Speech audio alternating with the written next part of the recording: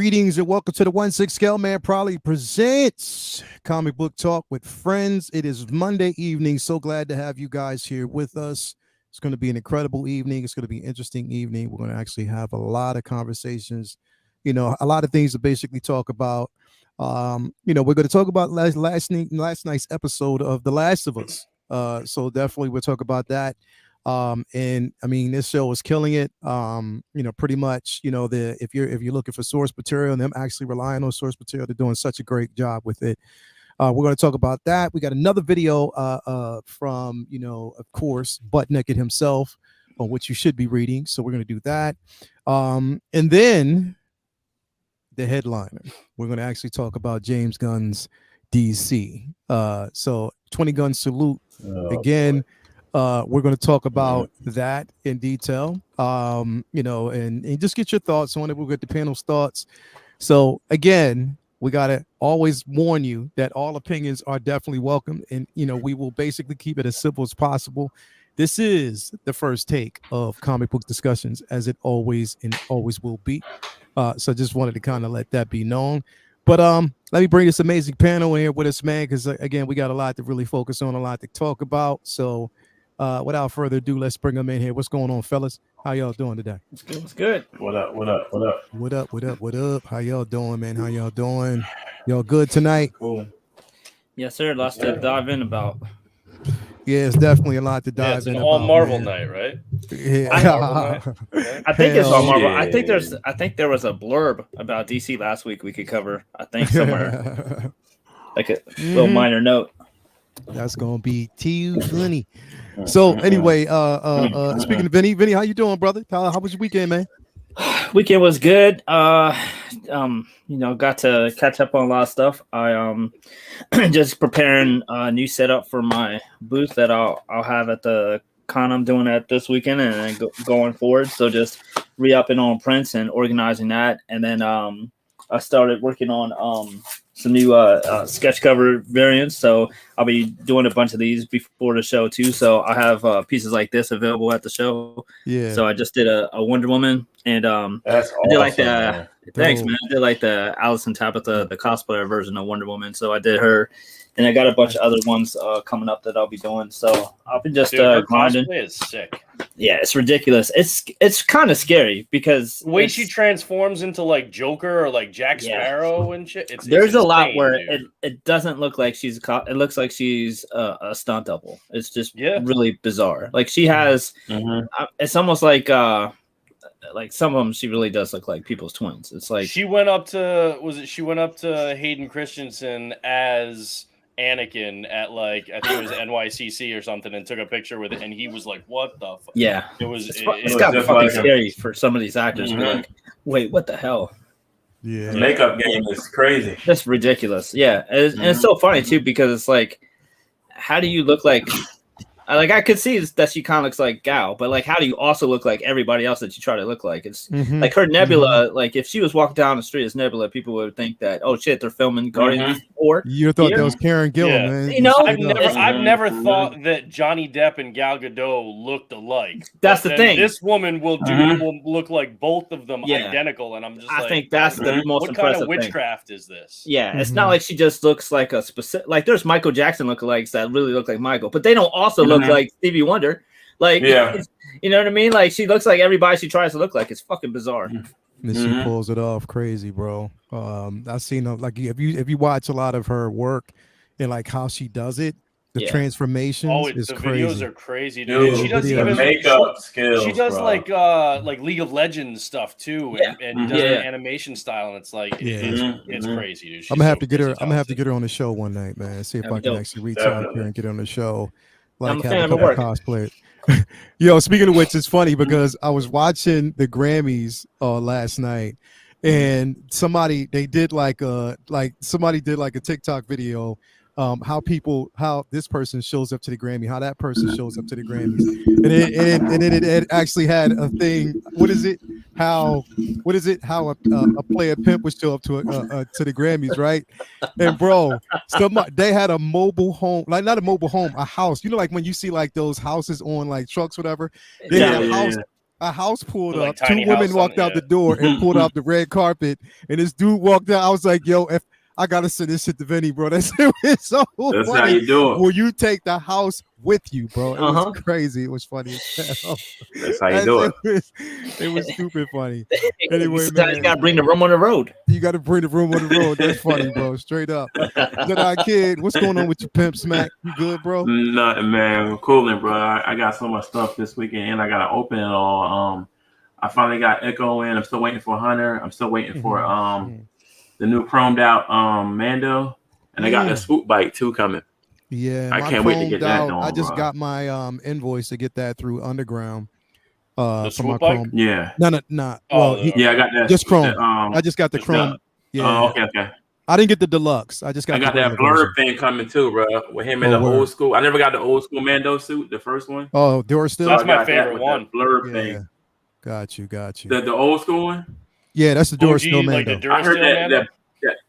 That's my favorite Yeah, one. the just bodysuit. because They said people change it out because it's too like fatty on him or something. I don't mind it for what I wanted to do. I didn't need to take the fat suit off, so it was fine. But that I got two of those because it's my favorite one. Just because when in the whole lead up to that show first debuting, what we all saw was the Durasteel armor from The Durasteel, not the chromed out, not the Beskar. So for me, I wanted that one like more than anything because that was just what I was building my anticipation with. So I grabbed two of those. I love that one. Look, I'm gonna tell you, bro. I'm gonna say this because I don't know what everybody with the hoop and holler is about this particular figure, bro. But I'm gonna tell you, this figure, she is so dope in person. Wasp? Which one? Oh wait, No, Bo-Katan, What one? bro. That Bo-Katan dude, figure, it's Oh, such a I great told figure. you, bro. phenomenal, bro. Listen, It is listen. phenomenal. And if you Listen. have it, if you have her with Axe Wolves, Yep. bro, it is a phenomenal display. Like literally everything that comes Yep. with it. If you Yep. do it right, it looks incredible. And it's the right. I wish they Yep. would have actually did the armorer with that same body type because this is incredible, bro. People were it is crazy. I love that Bo-Katan figure, bro. It's a great Listen, figure. The the helmet head is so sculpt- iconic, but like the head sculpt in it is actually really good too. It is. I don't It know. is. Listen, I don't. Once you get it, camera I less don't know focused, man. why people were hating on that head sculpt, bro. That head sculpt is so on point in hand, dog. I don't understand it. Like it gets a lot of hate for whatever reason, but it's dope. It does. It gets so much hate, but I mean, in person, that thing is phenomenal, bro. That head sculpt really is good, but to be perfectly honest, I mean, I want the Bo-Katan helmet anyway, so I wasn't ever going to use the head sculpt for Katie Sackhoff. But I got her holding mine. In hand, it is. Yeah, and see, that's a good one too, where you can display both. But it's good, dude. That figure, Let me show people you. are sleeping on it, but that figure is great. I got to show you, bro, because this thing. That one's gonna sell out quick, dog. I don't. It's definitely a piece. It's gonna sell out.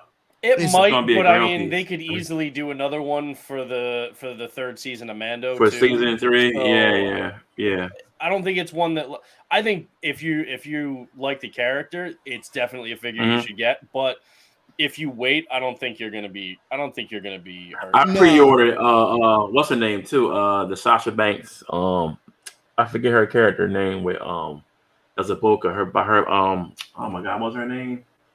She had the braids that crossed in the front. Casca Reeves. Casca Reeves, Casca Reeves, yeah, bro. Yeah. I can't wait to get that, boy. Bro, that's another. That head sculpt looks amazing. It does, bro. But like, man, I can't stress enough. Let me show. I'm gonna try to go in. Charlie the Unicorn. Go get Boca. That's a slippery slope, though. I will tell you. Bo-Katan is one of the first figures that he's really considering buying a second to display both versions. I always had a rule I would never have two of the same, and then I did it once, and then I did it like 7 more times after that. So I'm not saying don't do it. I'm just saying be prepared. If you do it, Bo-Katan will not be the last one that you get to. Nope. Because I did it with Captain America, and I'm debating for Bo-Katan. Yeah, bro. I mean, it's definitely that piece. have it in your collection, Mhm. bro. If you have it in your collection, like it's definitely worth it. It's definitely a piece Yep. that's worth it, bro. Yep. Like I mean, I especially can't. if you have the rest of the Mando line, because Yep. it just. Yep. But she also looks really good with the Clone Wars lines with Mhm. Ahsoka and Anakin. Mhm. Like, they're very, very versatile figure. Mhm. Definitely. I mean, I absolutely can't recommend it enough. I love that figure. Yeah, Mhm. bro. I gotta Mhm. show you. Hold on. Let me see. Let me see. Yeah. See. Yo, you gave me an idea right there, boy. Bro, it looks so That good. is dope. That's dope, bro. Yeah, that looks dope. Yeah. I like that. Let me get out of here. I like that. Yeah. Yeah, Yeah, definitely. it definitely is. It's a beautiful piece to have in your collection, bro. Mhm. Like, Mhm. sorry we Mhm. fanboying out over these figures, man. We're gonna talk about some stuff here, but I'm saying if you were bad. on the fence about that Bo-Katan, get that piece. Go Get get off it. that fence. Get off that Go fence get it. quick Just because do it it. is so She gonna dope to be have in gone. your collection. The accessories, even like Mhm. it like if I'm angling, the cardboard cutout the right way, Mhm. it's definitely phenomenal to Yeah. have as a background. If you do it the right way, it looks good. It's all about angling and stuff Yeah. like that, but it looks incredible. I Mhm. can't wait to get Cosca Reeves to complete that trio, man. It's incredible. So definitely. Mhm. Mhm. But anyway, thank you guys for being here this evening. We got Butt Naked up there playing with that that Mark 1 Iron Man figure that Literally he actually just got got in. here like I 15, can't wait to 20 get minutes mine, ago. bro. Yeah, it's going to take me some time, bro. Like I said, because it wasn't really high up on my list, but I'm going to get it. If I get it, it's going to be at a discounted price. It's going to be Um, around for a minute, Yeah. and I think Yeah. you probably will be able to get it discounted later. So yeah, Let me it'll ask. be good. Can I ask you one question before we get started about it? Is there a plug in the back for it? Like I saw somebody had it. They put like a Yeah, so there's a USB plug in the back There for is the one? light up. Yes, but it doesn't Oh, no, it's charge a like butt. an internal battery, so you have to keep it plugged in, which means you have to like have a Oh. power bank or something with the cable and hide it behind. Not that big Yeah. of a deal because he's bulky enough that you probably could hide it. To But hide it, yeah. the thing is, the USB powers the light up, but it Yeah. in the Mhm. arm and in the chest, but it also powers this like motor in the back, this part that spins. I And they put saw that in that, as like, bro. but the thing is, it's super loud, and you can't turn that Oh, it's off. loud. Yeah, it whirs. It's like it's super loud, and you can't turn that off, but keep the lights on. So it means if you want to light it up, I can't it's wait to got get to that be thing. plugged in the whole time, and you got to deal with the fan being on the whole time too. So I understand they were trying to do something cool. Execution Different, wise, yeah. it's not great though. Yeah. But it is Oh, what it is. okay. I mean, Yeah, cool. All right, for the bet. first go, I kind of figured like there's going to be. I'm glad they 'cause did something like that. Finally. Yeah. Yeah, like innovation, like you don't always hit a home run on your first try, but maybe they'll do better in the next one. Toy That's Box, dope, bro. that is the Assassin's Creed Black Flag Edward Kenway quarter scale from Pure Arts, the statue. Yes. Yeah, buddy. That Yeah. thing is beautiful. So let me address the chat real quick, man. Just to see what's going on with them. And then we're going to definitely dive in because again, we have a lot to really discuss. So yeah, let's see who we got out here. We got Amber May in the building. Thank you for being here as always. We got Toy Box in the building. We got Charlie the Unicorn. Malika Mabane is here. Thank you for being here, man. Renz Talentino, the great Renz Talentino. So this is what I'm thinking about doing. So I wasn't going to say nothing to Renz, but I'm going to say something to Renz now. So Renz, I'm going to Star Wars Celebration, right? So I'm thinking about taking that Ming Na Wen because I'm actually getting her autograph, and I'm going to take that Ming Na Wen painting that you did, and on that canvas, and I'm going to take it with me, and I'm going to show her your work. How about that, bro? That's what I'm doing in London. I'm going to get her autograph, but I'm going to show her that picture. Yes, I have to because the shit's dope. So definitely got the great Renz Talentino in the building as always. Who else do we actually have here with us? Let's see here. We got Tyler Harper here. We got Calvin, aka Low-Key Collector, in the building. My man Cal. Luminar's in the building. Thank you for being here with us. We got fourth Mr. E is in the building. We got, let me see here. Yeah, and you know what? Lumi's not going to be here. She's not going to be here for Figure Flex Friday this Friday, but she'll be back next week. And because she did such a good job, the other was about 2 weeks ago. She's going to run that show. Yeah, she's going to run that next show. She's going to kill it. So definitely, I can't wait to see. So she didn't even know that. She didn't know, but I just told her tonight, right now. Ooh, put her on the spot. On the spot, she is. We got fourth Mr. E in the building. We got Tyler Harper. We got OG fan with Star Wars was just Star Wars. Yes, indeed. We got my baby Latoya T in the building. Thank you for being here, baby. Pure Stewage is here. Skillmonger is here. We got let me see, Amber May. Frogman is in the building. Oh, Skywalker is here with us. Two Ferns in the every time I say two Ferns, I want to say two chains. Two Ferns is in the building. Like 2 chains. Two Ferns. We got K Carter in the building. Thank you for being here. Who else being here? We got S Beam in the building. Thank you for being here, bro. Sean is here with us. FBJ, Philosopher King. Who else we got? SpongeBob Square Bows is in the building. Thank you for being here, bro. As always. Who was that? Ren said that's gonna be a heavy print to carry, but I'm gonna sacrifice it, bro, because you already know we're gonna make it happen. Plus, she has to see your work. Come on, man. We got to get it out there. We got to get them know what's going down. But yeah. Thank you guys. And then we have my baby girl. We got Skylar in the building. Thank you for being here. As always, baby. Thank you for being here, baby.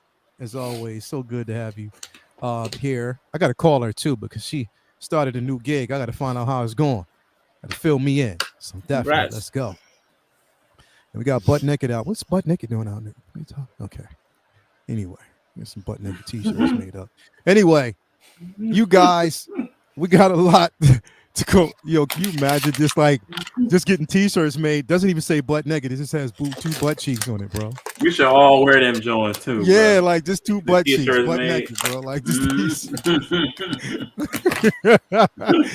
we get a bunch of different, shirts made. We get different colors, different color tees. One that's just like there's just a poof of smoke, and then it's just Jason's glasses and his hat. That's it. He's not even there. They're just floating because he had an appointment. That's it. He had a cheeks appointment and just literally he's gone. It's just his hat and his glasses like a fucking cartoon. And it's just there when he get a t-shirt that has a house with silhouettes of chicks in the window and then Vinny in the front porch like that.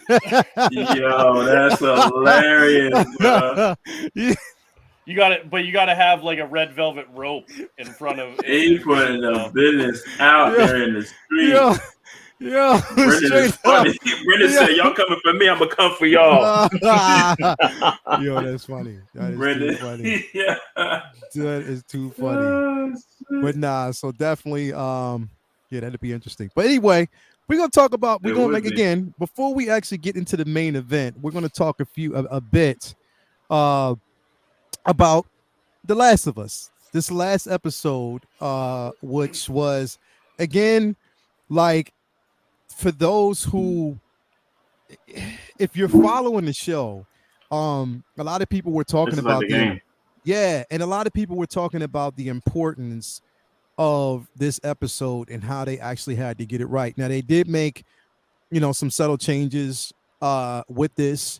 That now they're actually in Kansas in this particular episode, and again I know they had to make those references because of the narrative, and those changes because of the narrative, which did make a bit of sense. But this episode, again, another banger. They never disappoint. With these episodes, they're actually killing it. But I thought it was dope. And what's crazy? I forget her name, but it's funny to see, her in shows like this. She's also in Yellow Jacket, I think. And the woman who played Kathleen. Yeah, but remember her from what was it? She usually plays like quirky comedic kind of like roles she was and stuff. with Charlie Sheen and what was it called? Rose. She was his stalker on 2.5 Men. In 2.5 Men, yeah, she was in 2.5 Men. Funny. She was his so stalker, it's like when you Yeah. see her in that, and it's like, yo, it's kind of crazy to see her in something else. I'm like, wow, but it just shows her range, and how good she is as an actress. And this episode, like, yo, it was like. One of the biggest things that I love about her character was, and we'll talk about her in a minute, was it was her, the range of being someone who you thought was very empathetic, but then switches just like that, just changes. And I was like, wow. Speaking of seeing somebody in a show from back in the day and being shocked, I just sent you a picture. So figure most people, you'll probably get it fairly quickly. It might take a little bit. It might be immediate, but take a look at that. This picture, it's from the 4th season premiere of Buffy the Vampire Slayer. No. Oh, he took it back. He took it back. Goddamn right, motherfucker. Is that him? He took it back. Look at it. No, that's not him. Pull it up. Pull it up. Let me see. No, get out of here. Pull that shit up. That's not him. That's not Pedro Pascal, bro. Yes, it fucking is. That is Pedro Pascal. That is Joel. That is the Mandalorian. Yo. The 4th season. You know he was on Long Order. Vampire Slayer. Bro. Nah, That's come him. on. That's him. Hey, yo. That's him. You know him, what he looks like? And the pictures further to the, my right, your left. But he looks like in the top and the bottom 2 pictures, he looks like 2 people. He looks like Ashton Kutcher. And then he also looks like dude from Euphoria. What was his name, Vinny? Oh yeah, the boyfriend on there. Yeah. God.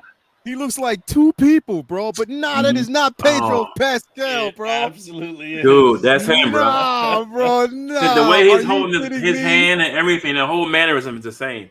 He does that. He's standing like that a lot in Last of Us already, bro.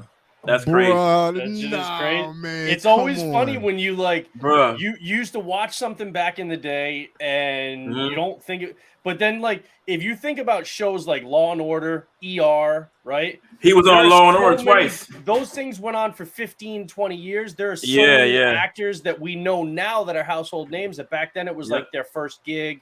They were a gunshot victim, or they were like the murderer on this week's episode. Sebastian Stan was on Law and Order too. And you go back and you're like, holy shit, this is this is where he got his start. It's insane when you go back and you see, and this is one that just is relevant right now because we're all watching The Last of Us and fucking Joel, and then you see this and it's like fucking awesome, dude. Wow, that's crazy, bro. Like that is nutty. Like it don't even look like you can see him. You can see his face a little bit though. In the bottom one, you can see him more. In the bottom one. Bro. You know what? Now I will say he's one of those guys that definitely looks better as he's gotten older. Yeah, he looked like a little weirdo in the beginning. Yeah, like bro. He looks like a creepy sumbitch there. Like, even when he's not all vamped out. That jaw is undeniable though. That's definitely Pedro. Yeah, that's Pedro, 100%. Bro. That's definitely him, but like Chile.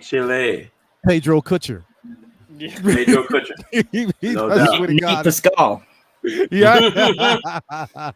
he just looks so white. Yeah, but I mean, like definitely, preppy, like college kids, Ashton Pascal fraternity, But definitely, like this episode, man, was incredible. We got a chance to basically see how their relationship kind of fleshes itself out and it's growing. Like we really get a chance to actually see that, and I love that. I love that they're actually showing that. How he's warming up to her. Also, she's showing more like range as an actress. She is killing it. Bella Ramsey, is that her name? Dude, she is that truck scene, killing it. Yeah, with them in the truck with the tape and the magazine was straight from the game, bro. Word for word. Yeah, last week I was telling my girl how they fleshed out the relationship and like added so much more to it. And in the game, it was clear in the game, but it was also kind of like it wasn't super, like in your face. It was subtle kind of.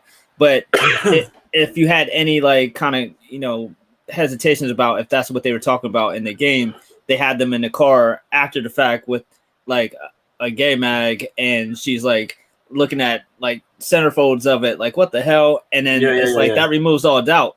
And here, unbeknownst to me, like I'm spoiling the next episode for her because they did that scene shot for shot in this episode, and they really started getting to the meat and potatoes of them like forming that bond, like her telling the dad jokes and the puns and stuff like that, and him letting his guard down and like bonding with her. And this episode with their relationship together really, really is important for the season going forward, and they both have like a ton of chemistry. And I've said it before, like people have criticized her looks and how she looks, and that's absolutely a thing because she doesn't look like Ellie, but her persona, her essence is fucking there. Ellie all day. It's Ellie. Yeah. The choices and basically how they brought so that's the thing, like we translations, and when people basically say, oh well, she doesn't look like Ellie, I don't think any actress basically is really supposed to, bro, because it's a game translation to like reality. Just like they were like in the very beginning, Pedro Pascal did not look like Joel, but now you see him and it's like you can't see anybody else playing that role because of the gravitas that he gives it. And I love that. I think he's a perfect hit for Joel. Yeah, he he's looks definitely just like a perfect hit for Joel, man. And just see that dichotomy between them. But again, like I again, like this character, bro, I was again like I didn't know how I was gonna perceive her in this show. I mean, I know she's a great actress, but I didn't know gangster. Yeah, and this is only just this particular episodes, but she is straight like, like not playing cold calculated, like just cold blooded. You know what I mean? And you get a chance to see that. The chill was when they went to that room. He opened up that door, and you see the floor almost caving in. I was like, oh shit, because you know what's coming. Like you know what's about to happen, and it's like, yo. And you know what? It was crazy because it gave me the creeps when I saw it, bro. I was like, I can't take it, bro. Like, shut the door. But it was definitely incredible. I loved it. What you think about it, Pimp Smack?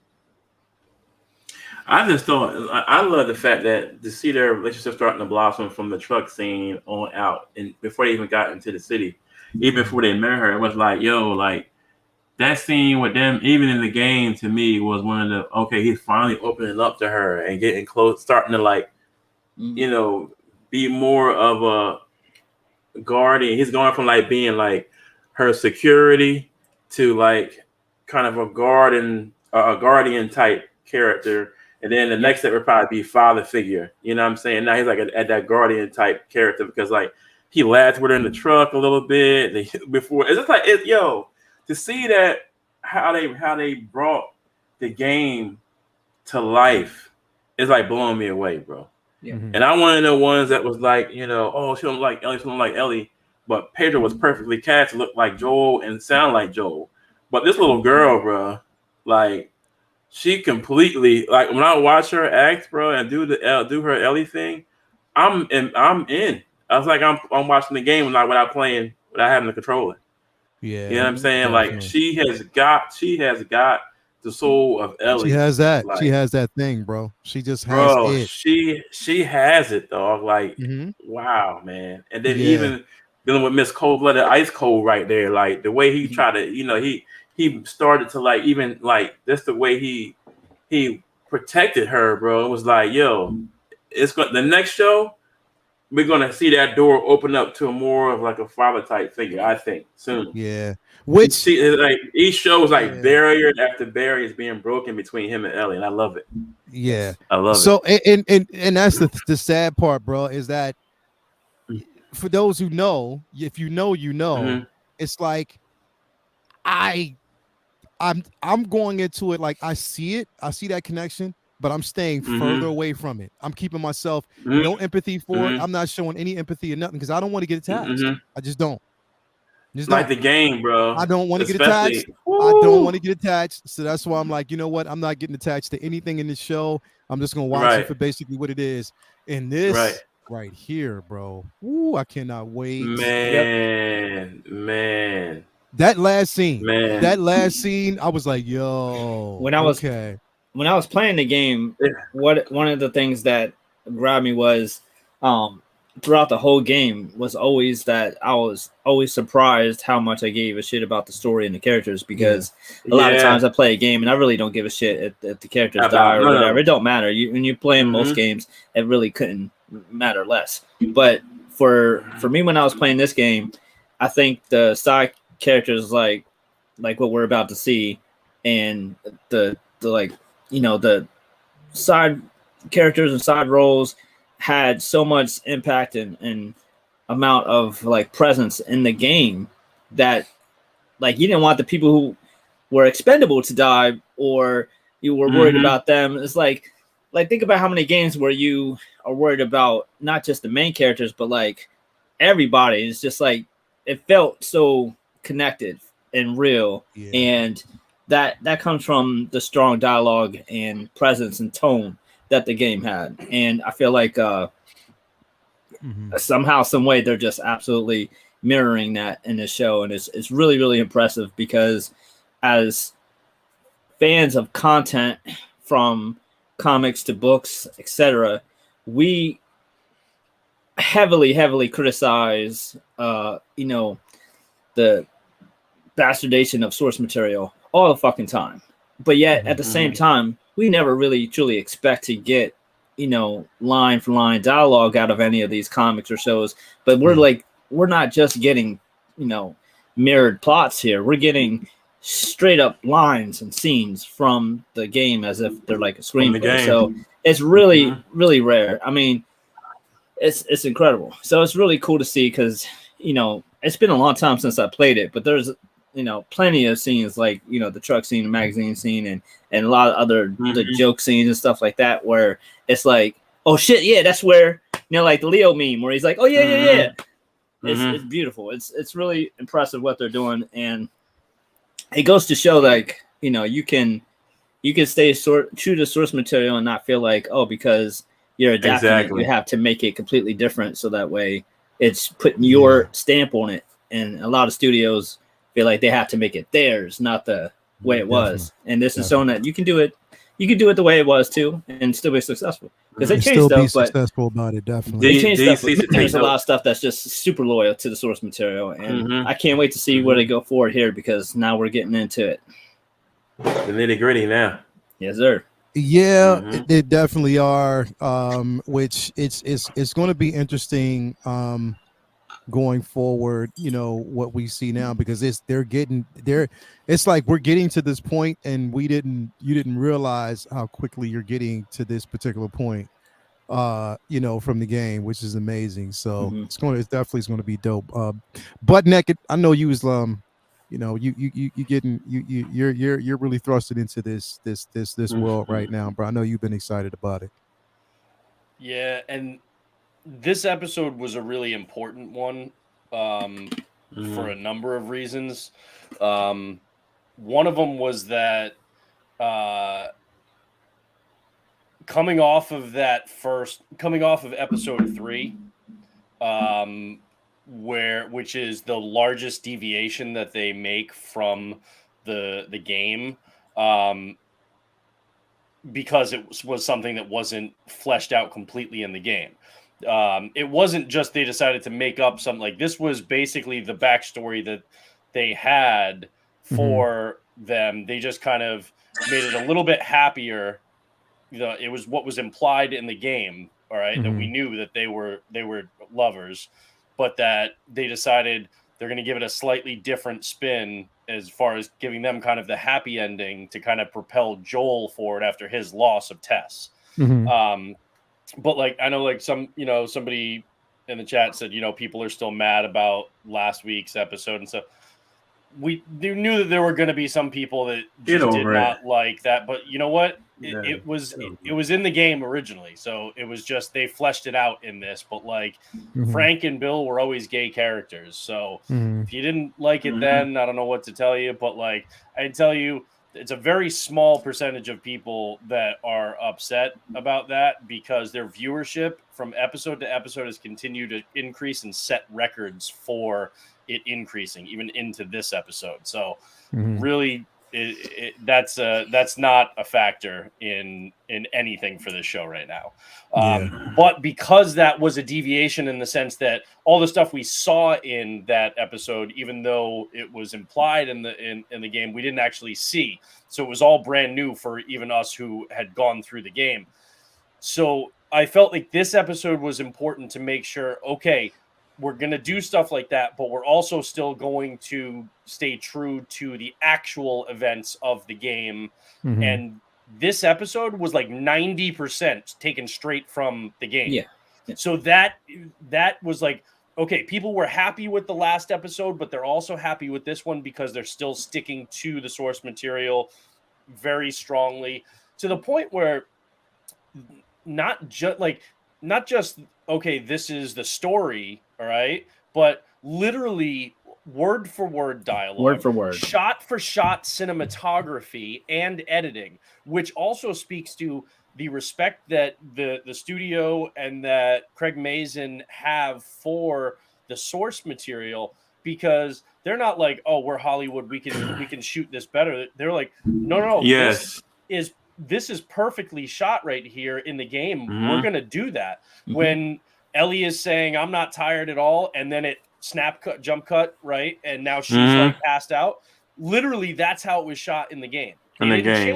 And that whole car scene, all of that, like the dialogue, everything, like that was all straight out of the game.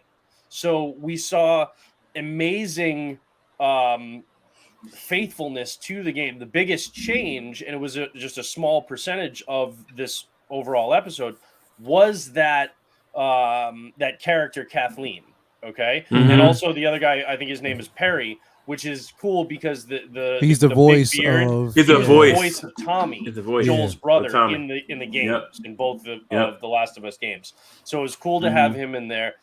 Kathleen, though, the other important thing about this episode is that it's not just, oh, we're just going to throw in a new character just for shits and giggles. They're doing it in a way to flesh out the backstory of two characters that we didn't get to really see a backstory for in the game, which is Sam and Henry. Okay. Sam and Henry, yep. I also, one thing that they did differently in this game, in this show versus the game, is they made Sam deaf, which I think is actually a brilliant move, because if you can't hear the clickers, then you don't know to stay still and not make a sound, right? And like that's the way that we know that danger is near. That when you hear a clicker, but Sam can't hear one. Nope. So there's that level of not having that sense, and the danger that elevates, with his character. So I'm really interested to see where they go with those two characters. Obviously, we know how they play out in the story in the game. Yeah. But I'm really curious to see. So it wasn't like they just decided we're just going to add a new character for no reason. It's there's reason, there's intentionality behind what they're doing, and it's going to flesh out characters even more than they were in the game, being Sam and Henry. And I really, really like that.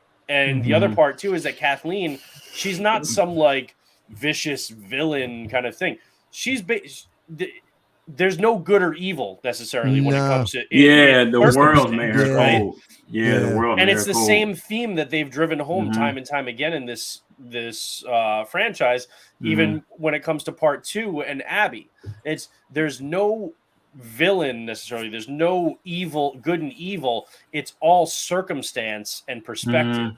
All right, because Kathleen, I'm sure, is the hero in her story.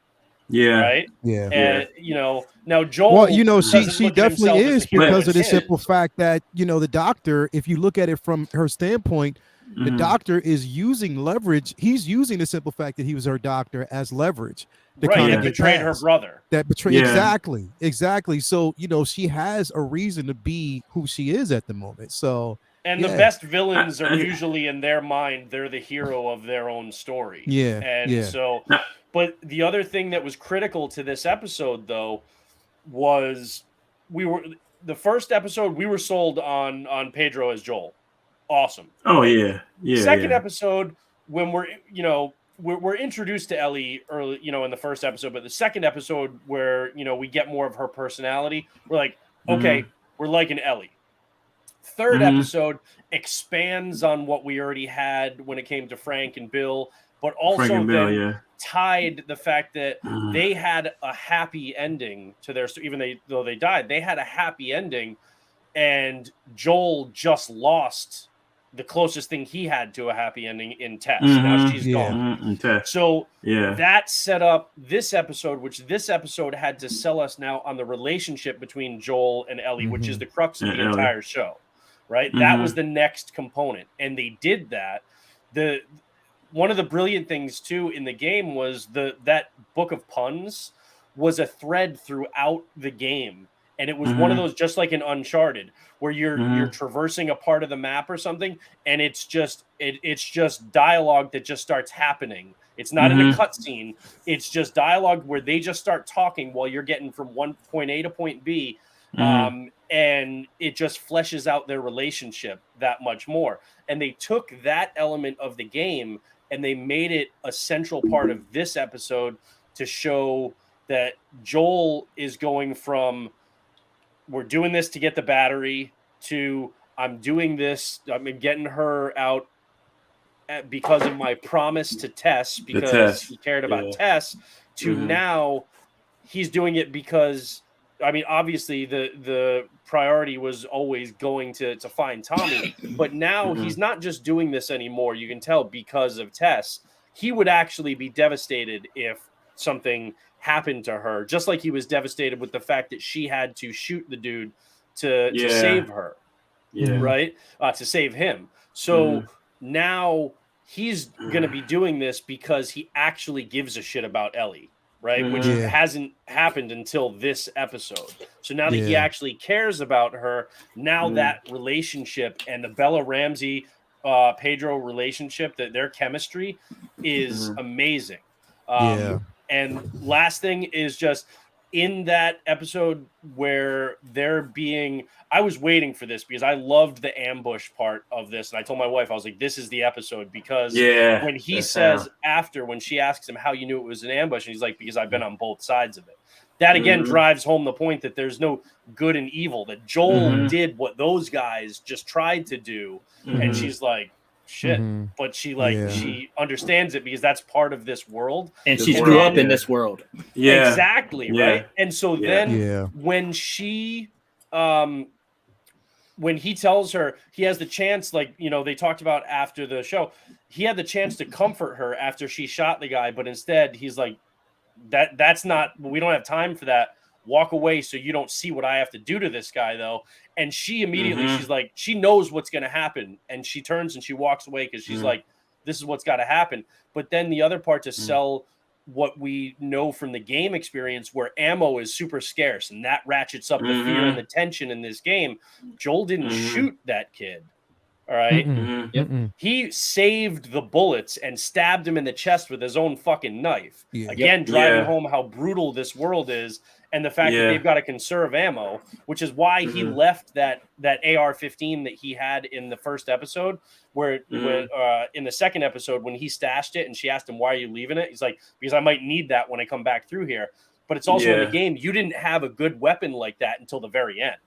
He's got to only have like the rifle. He's got to only have the handgun and then like a baseball bat or something. So they're more vulnerable. So they're doing like you buy the weapons packs. Right. So they're doing all of these things to really sell the experience that we had as gamers to people watching this show, where there were those elements that we didn't know how they would actually be able to make that gaming experience translate into the show. And they're doing it bit by bit. They're doing it, and they're doing it so well to the point where I'm remembering how I felt while I was playing the game when I'm watching the story unfold. So they've done an absolutely phenomenal job with that. Yeah, they definitely did. They even had like the guys that were trying to ambush them, like, you son of a bitch, you killed Mike. I'm gonna which they would do in the game too. All in the game. It felt like the game. And then the kid even is asking for his mom because he's afraid to die right before Joel kills him. It sells the brutality of this world.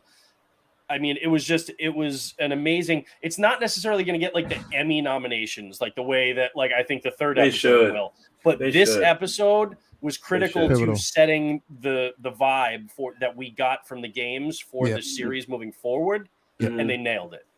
Now, I was about to ask you guys, do you see like in this episode where even like when it's starting to get real brutal, how he tried to protect her from that same way in the game? Like he didn't want her to see him killing the little boy. He didn't want her to take that shot. He's like, "Fuck! Now I gotta protect her from this." But I think what was also interesting is just also like the game. She wasn't shaken up. She was just. I mean, she was a little sad, but she was like, "Damn, okay." So anyway, she was already. She's already broken inside. So she's already hardened, bro. Because he's protecting her from a child of what his era would feel going through this. But a child growing up in it is colder, just by nature. Yeah. It's like you can see him trying to protect her from. Like she may not have been out there, shooting and stabbing and doing what the things he had to do to survive. But she grew up in a world where that's pretty much what everyone is doing. What they do. That would be her life. You know what I mean? It's like, it's like that's something that she was already like hardened to by the time she is part of it. And she has. Especially if you played the second game, she has in her. She has that the ability to be Joel, to be what Joel is at the beginning of this. And that was the whole kind of thing, is that as you move into the second game, she starts to become what Joel was like at the beginning of this one, and Joel starts to become a little bit more innocent, still tough, but a little bit more innocent like her at the beginning of this. And they kind of switch those roles by the time you get toward like the second game. And that's where, so that Ellie has it within her, the potential to be just like Joel. Now she's not Joel yet. And there's still some innocence in there. And that's what he kind of feels bad about fostering, because he's, he sees that she could be, a kid and could be not like him. But this world is very likely going to make her like him if she survives it. Yeah. So everybody, just again, remember, I do want to remind y'all that this week is going to be different. Super Bowl is on Sunday, so definitely Friday, the episode. Can't wait. Yeah, it's going to be Friday. Now I'm pretty sure that's just on HBO Max. So if you don't have HBO Max, you have to have only HBO can watch Max on TV, it'll still be Sunday for you. You gotta watch HBO Max, baby. Yeah, gotta have definitely. it. So make sure if that's your situation, you might need to try and avoid spoilers for a day and a half or so. Yeah. So heads up, because there's gonna be people that don't know and we're wondering why everybody's talking about episode 5 on Saturday. On like Friday, wait, what? Saturday. Make sure definitely it's going to be on Friday night, 9 o'clock. Well, it's 9 o'clock, 6 Central, I believe. So again, just make Eagles sure going all the way. 9 o'clock Eastern, 6 Pacific. Yeah, 6 Pacific. So basically, make sure that you're aware of that. But anyway, if you're watching it, you're watching a masterpiece of a show. Again, they could do no wrong with the so far with it. So it's grand, and it's crazy because Pedro Pascal is on a roll. Even if y'all, and I don't know if y'all have actually seen it, he's on Saturday Night Live on Saturday. But I haven't watched they killed it. it. Super Mario, bro. Super Mario Brothers joint had me crying, bro. He did a Super Mario thing. That literally, a lot of people were saying, "Yo, if they did a film, I would want to see that." Because it was the way they did it was so dope, and people would watch it. There were so many great ideas in that sketch. There were so many brilliant ideas. It was brilliant. It was so dope the way they did it. I was like, yo, this is phenomenal how they did it. I love that episode. That Mario Kart episode is going to be one that they talk about for a long time. And it looks like, they put a lot of production in on that, bro. Yeah, they did. Yeah, they did. They did put a lot of production on that episode. So I'm like, yo, that was pretty dope. And he's on a roll. I mean, to have Yeah, two successful shows that are actually I'm dropping. happy for him, bro. Bro, Yeah, the only definitely. miss he's had in years is Patty Jenkins' fault. That's Yeah, That's it. He got paid. That's it. Like He got that's it. paid. Yeah, He got paid off right of all that. the way to the bank on that one. Yeah, Yeah. he definitely did. I'm glad So- that he stayed with Mandalorian, bro. They were saying so much about him not wanting to have his face out and Oh, I knew that sometimes. was bullshit, man. Had to be I'm so bullshit. glad he That was- stayed. That was always just I know it was fans talking just shit. bullshit. On social fan media. speculation Yeah. is always that's how Yeah. it's going to always be. He So loves Star Wars, bro. I'm happy that he loves Star Wars. it is dog. what it is. But anyway, so we're going to move on now. Mhm. We're going to move basically on. We got a video by God. Mr. No, we ain't going to do that yet. We got a video by Oh. Mr. Butt Naked But it's first. good to know that you're okay. really excited with positivity for that. Yeah. No, I thought You got no. Mr. I was Butt talking Naked. about no. I think about DC, not you. Yeah, I'm like we'll talking get about there. DC now. We'll get there in a minute. We're not there right now, but we Oh, got a video God. from Mr. Butt Naked that we need everybody to watch and pay attention to. So definitely, what you should be reading this week. So let's go. Now, Hitomi. Oh, yeah, let me write this down.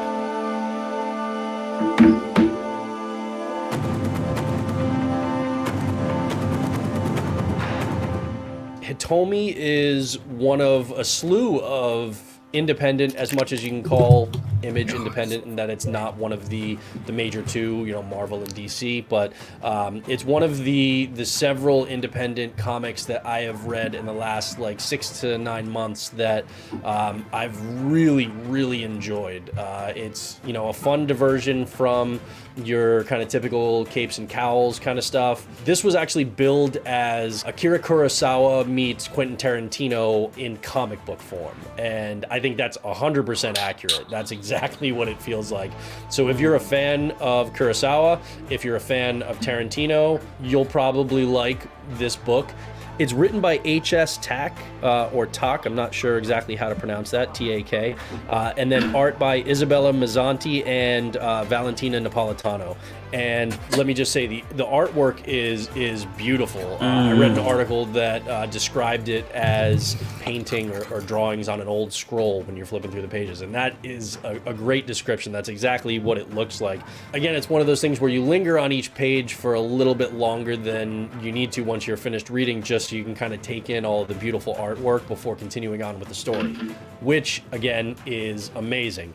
The dialogue between the two main characters, in a lot of ways, the timing is kind of funny, because if you're a fan of The Last of Us, you'll recognize some kind of parallels, or there's some similarities between the main character's relationship in this book and Joel and Ellie from The Last of Us and their relationship. It's kind of this hesitant mentor-mentee, father-daughter kind of, you know, with a lot of biting dialogue. You know, they give each other a lot of shit. And I like it. It's a great dynamic between the two main characters, and the main character is this young girl Hitomi, whose family were killed by a samurai, and she then sets out on a quest to become a samurai herself. You know, she's thinking about vengeance, she's thinking about finding her place in the world, not being weak ever again, and she actually ends up seeking out and finding the samurai who killed her family, and now she is being trained by him. Now, whether or not he really does remember her or not is not clear early on. And so they go on these adventures with this kind of backstory always kind of looming in the shadows. The dialogue it's very lyrical. It's almost like you're reading the lyrics to a song, or you're reading an epic poem. It's a treat to read. It's a treat for the eyes. Everything about this book and these characters I'm absolutely loving. And we are 4 issues into the 5-issue miniseries. My hope is that this is an origin story, and that we are going to see more adventures with one or more of these characters moving forward, because this has just been too much fun to read, and I don't want it to end. As much as I want to find out what happens in the 5th and final issue of this miniseries, I'm also hesitant to, because I want it to keep going. I'm loving the art, I'm loving the story. I think they mesh so well together, and I'm really looking forward to more Hitomi in the future. So the 5th and final issue of this miniseries, at least, again, hopefully we get more Hitomi down the road, but of this miniseries, the final issue comes out on February 22nd. So depending on when you're watching this, it may even already be out, but either way, we don't have long to wait. There are some really, really beautifully done variant covers for this series, and that just, that adds another layer of fun for me. If I like more than one, then I'll buy more than one. But if one really speaks to me more than the others, then I'll go with that one. And I love having that option. So if you're looking for something that is different than, your standard superhero fare, the Justice League, Avengers, Captain America, Iron Man, Spider-Man, stuff like that, and something that's got a pretty heartfelt story, great artwork, and has the potential to grow into something really cool down the road, definitely check out Hitomi. Nice.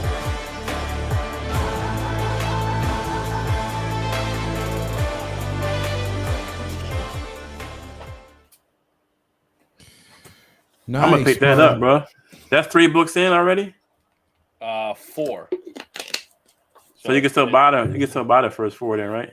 Yeah. The first Dope. 4 are readily available, and the 5th one comes out in like 2 weeks. I just texted my boy and add that to my stash. He told me that looks like some feudal Japan type. I'm gonna get that. Yeah. That's it. That's where it takes place in feudal Japan, and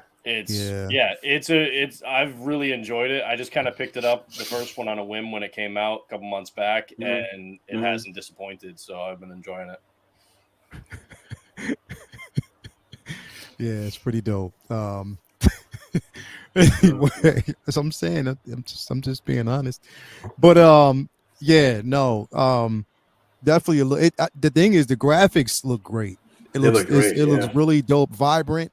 It kind of reminds me of like the animated Afro Samurai series. Which it's cool though, 'cause in the book, the samurai who killed her family that you then come to follow later on, that's not like a spoiler. It's like that's in the billing for the series that he killed her family. But he's a samurai, but he's not Japanese. He's actually a slave from Africa that was sold into slavery in Japan. Oh, that's became a samurai once he got there. When he ended up being freed. So it's a really they did an animation. There was an animated what? Yeah, there's an animated Yep. that you can watch. That's dope. That's super for dope. Afro Samurai? No. No, for Hitomi. For Hitomi? Nah, not for different one. What was it called? The last Yasuke. Yasuke. Yeah, Yasuke, whatever. Yeah. Yasuke. Yeah. Okay. Yeah. Really? Yeah. I didn't know that. Oh, first Black Samurai. Yeah, there's an there's an animation out on it. It's dope. True story. Yasuke is the samurai in this. That's the character. Yeah, they did a Netflix show about it. It's really good. Well, now I gotta check it's that real out. dope. Yep. Yeah, I'm about to watch that. Animation is dope too. Snap. It's dope as all hell. It came out over the summer, I believe. Oh, I'm about to watch that. Okay, they must have done that in concert with Image then, and somehow. Okay, I didn't even know that. I didn't know that. Check that out. Because he's the samurai character that is like training Hitomi in the series. Mm-hmm. Isabella, I didn't catch her last name, but she's the artist. She did all the artwork. Isabella Mazzanti.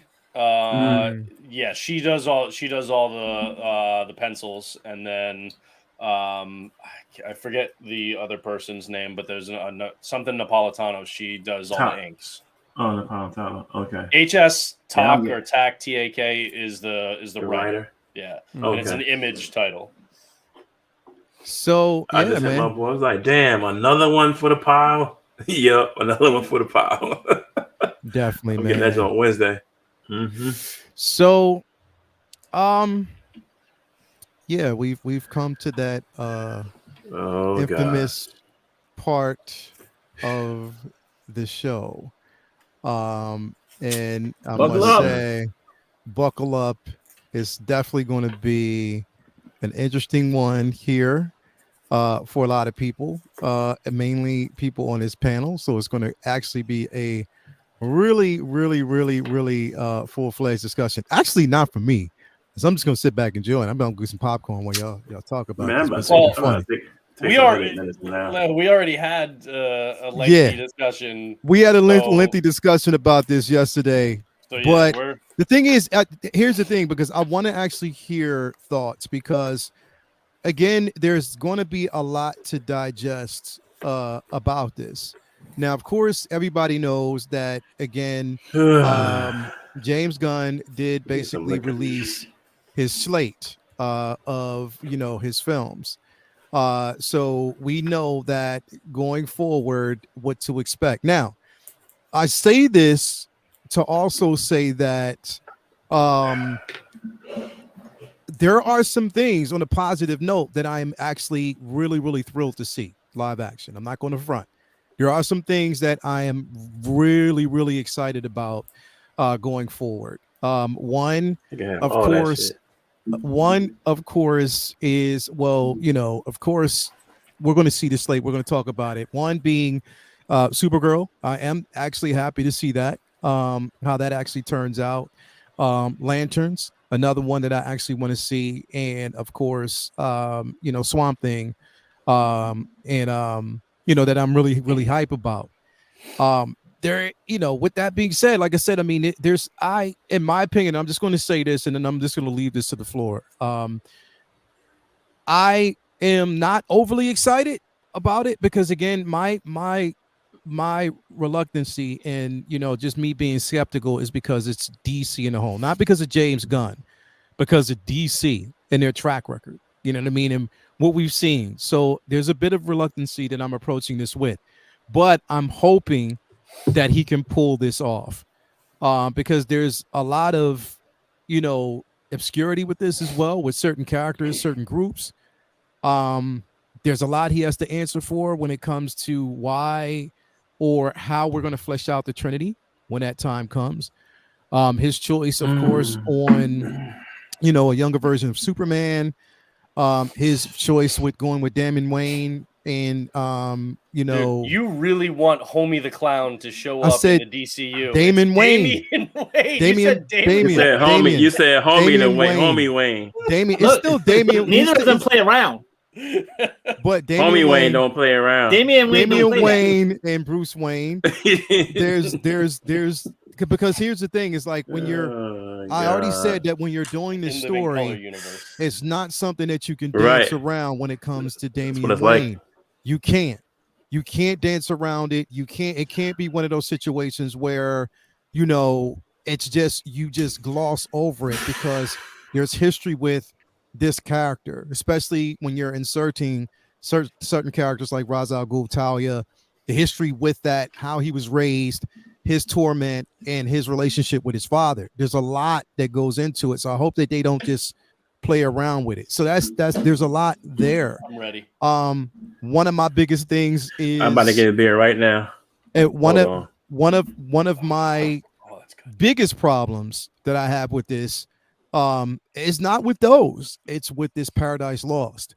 I don't see the reason for it, but again, it's James Gunn, so we'll see what story. And I just wasn't happy of the comparison with Game of Thrones. I don't like that terminology. I don't like when they say a more Game of Thrones-esque type of show. I don't want that. I want you to do your own thing. Be more original. Don't take cues from other things that have been done. I'm not saying that they will, but I just don't like those references. And I think it's just more. Can I ask you a question about that?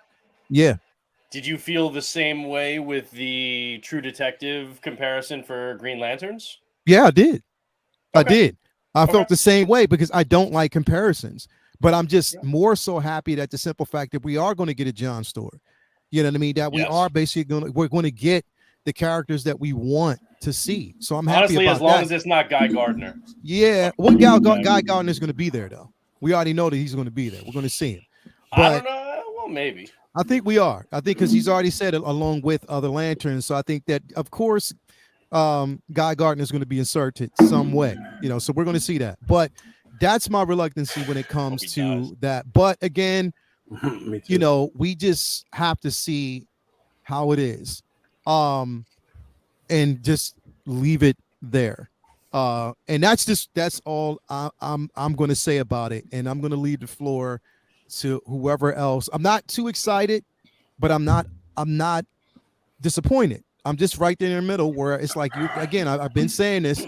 You can put things down on paper; it might look good, but I want to see execution and how you're going to do it.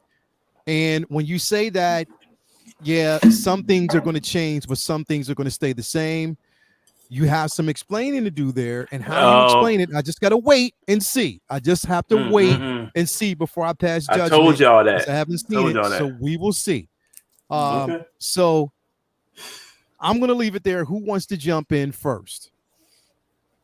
I'm chill. I got a headache already. I'll go. I'll just run through the list instead of like breaking down each and one. I'm going to bring up the list. I'm going to bring up the list. I'm going to bring it up so we can basically take a look at it. So there's I'm just gonna give a few quick thoughts on each thing real quick, as opposed to like on and going back and forth on each one and then moving on. I feel like this would be quicker. Who gives a fuck about Amanda Waller? Just hold on. Hold up, bro. Superman Legacy. A lot of people. Hold up, bro. Superman Legacy could be cool. I don't particularly like the emphasis on making him younger, especially because for majority of the canon, he goes to train for 10 years in Fortress of Solitude anyway. So no matter what, Superman didn't really start training until he was 30. And I feel like Henry Cavill easily could pull off being a 30-year-old. So I'm not sure the big deal about making sure that you get a younger guy for him. But a lot of that film will depend on who they're going to use for the villain. But it's pretty frustrating because we got right up to where we were about to see Superman versus Darkseid, and we're right back to probably he'll be fighting bank robbers or Lex Luthor. And I just hate them constantly resetting the clock on Superman instead of like leveling him up to where he can be fighting the Mongols of the world. And that's the type of fights that I want to see. Braving the Bold is a tricky one because they use like the most campy version of Batman show or movie or anything in years to have one of the most adult versions of the character in years by Damian, because he's ruthless and that's a very adult themed story. And obviously the big problem for most of us Batman fans is we love Robin and wanted to see Robin integrated for many years, and I don't have that big a problem with them doing Damian, but I have a problem with them skipping over all the other Robins, and we don't know what will be the Bat family. James has kind of like danced around that the other ones will be in it, or that they'll at least exist in that world, which is like the worst case scenario is that Damian is the first Robin. That would be a slap in the face. But even if all the other Robins are just in that world, they just start to focus, it still kind of sucks because all their stories and lore will be kind of skipped over just to go right to Damian.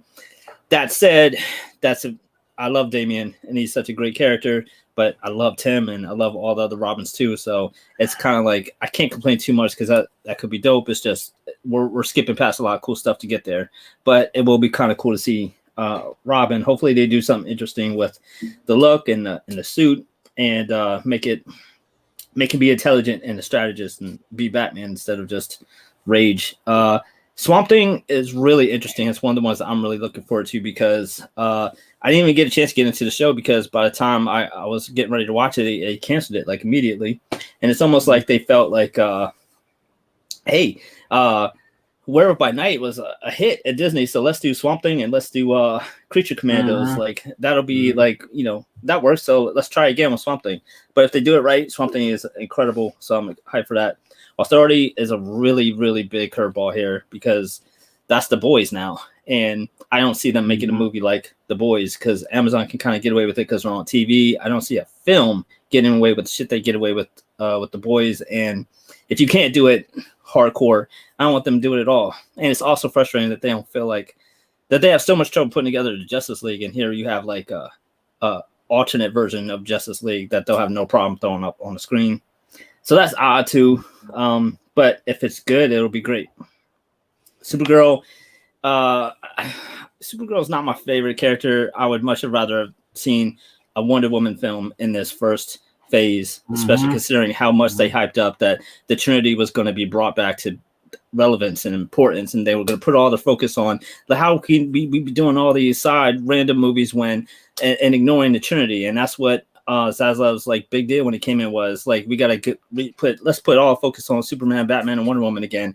And now Wonder Woman won't even be in this phase, and the Wonder Woman representation will be a prequel with the Amazons. Like if you didn't have Superman in this phase and you had a Krypton movie, we'd be pissed too. This is kind of bullshit. Exactly. It's one of the most disappointing things because I don't care about the other Amazons anywhere near as much as I care about Diana.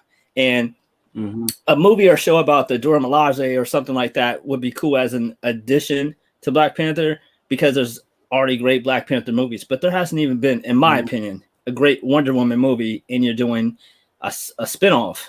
I don't want a spinoff before you even get a Wonder Woman movie, right? So not having Diana in the first phase is very frustrating. It's almost like they don't know what to do with Gal, so they're just going to bide their time and they're it's like they're stalling because they don't know if they want to re-sign Gal or not. The shows, I spoke on Paradise Lost. I'm not going to front. I'm not a big Booster Gold fan, so I'm not really sure what to expect from that. I know he's a very, very cult hit character, and a lot of people love him, and I'm very happy for fans of Booster Gold because they've been screaming for Booster Gold representation for a long time, and I'm happy they're getting it. I'm really I'm on the fence about Lanterns. If it's great, I even like the old Ryan Reynolds movie, parts of it. I feel like there was like potential there that they just it didn't work, so they threw everything away and never tried for 20 years. It's like very frustrating, or however long it's been. So I'm really excited they're at least going to try again for Lanterns. I don't like the comparison to True Detective at all. Like, I don't think of a detective like slow burn cop thriller when I think of the Lanterns. I think of fucking outer space, but we'll see what they do. And Waller is proof, like Jason was right. James Gunn was not getting rid of his babies. He's keeping Peacemaker and Suicide Squad and all that shit intact, and just like putting a new coat of paint on it, calling it Waller, and all that shit will be stuck around. Now, granted, that was something from the previous regime that worked, so I could see why they didn't want to get rid of it. But kind of sucks that it's a semi reboot and not a complete, reboot. Because there's stuff. It's kind of hard to just pick and choose the shit that works, doesn't work, and even though that makes sense financially to DC as a fan, it kind of sucks that, like they're at the mercy of what they like to keep and pick it, But again, highlights for me are if they pull off a new Batman with Damian that fleshes out the Bat family for a change and hopefully makes him a strategist again, that'd be great. But hopefully they then branch out, go back. I want to see Tim on screen. I want to see, Dick and, even Jason's story, like all that's super ridiculously important. And without those things to set up his feelings for Damian, by the time he comes along, it kind of takes some of the wind out of that. And, it's very, very big move. And there's a lot that I disagree with, but I am happy that one of the cool things that they're doing is pushing the comic book runs that a lot of these movies are based off of with their tweets and promotion. And a lot of these books, like the Supergirl Woman of Tomorrow book and Authority trades, and Brave and Bold the Batman story with Morrison, those trades are selling out on Amazon. I mean, now granted, a lot of them are scalpers, like being assholes and trying to jack up the price, but there's also they're also trying to promote their comic books as they go, which Marvel could take a lesson from, because we get a few hidden, Easter egg scans in some shows, but you don't often hear Feige like really pushing trades or specific stories, even if they're more source material relevant than some of these shows might be. So there's a lot to be excited about. There's a lot to be upset about, and there's a lot to be on the fence about. And just like anything else, we'll see. At least they finally actually made an announcement so that they have, something that, to show for that they're actually working on shit. And now it's just a matter of waiting to see who they're going to start getting for directors, who they're going to start getting for cast members. And it's a lot. So we'll see what they do. It's really shitty. There's no Diana in phase 1 though. I want to see a great Wonder Woman movie. All right, that's my piece on the initial announcement. Oh man. Okay. Jedi Pimp, would you like to go? Yeah, I'll jump in. But the water's still warm. Yeah, go ahead. Now. Yeah, go ahead, bro. I'm interested to hear what you got to say. Go ahead. So first of all, I told y'all that he was going to do some shit like this. I guess Flash is not as fast as we thought because obviously everybody didn't get rebooted or changed over because apparently Waller is still around and the freaking Peacemaker is going to still be around. It's like, come on, bro. You kept Aquaman. You got Gal Gadot in your pocket, right? Gal Gadot in your pocket, right? You don't know if you're going to keep her or not. We're going to do freaking Paradise Lost as a placeholder. Okay.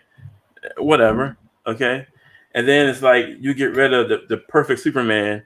And okay, maybe Ben was a little older. I could see him maybe trying to recast Ben. But you had the perfect guy playing Superman and you get rid of him. You say don't get attached to the actors. Okay, I can see that. But apparently James doesn't see that because you still got half the fucking Suicide Squad from his movies that's going to probably still be in this era of DC. I don't like the fact that, you know, we got Booster Gold. Who gives a damn about Booster Gold? A guy that stole future tech to go back in time to be a hero. That's one of the dumb. Let me get myself together. Hold on. Okay. All right, I'm back. I just it's just too many, and this whole thing with what's the other one? The Authority, like my man said, like Vinny said, like that's nothing but the boys. Who cares about them? I don't even know who the hell they are, to be honest with you. So I can't even give a fair assessment on them. I don't even know who the hell the fucking Authority are. But there you go. Who cares about them? The whole Waller thing. Why are we worrying more about Waller? I don't understand. Like, what is she? Why is she so important? Because he's one of Gunn's creations with not creations, but one of Gunn's characters from Suicide Squad. He and his wife still around. It's just, if we're gonna do a whole reboot everybody. Get everybody out. Get Momoa out. Don't let Gale come back. Just let everybody go if you're gonna do a full reboot. Let Ezra go. He should have changed to somebody else when he was going for the Speed Force. Let that happen. It'll come out somebody else on the other side. Like, to me, if you're gonna reboot, like I said, I guess he wasn't fast enough.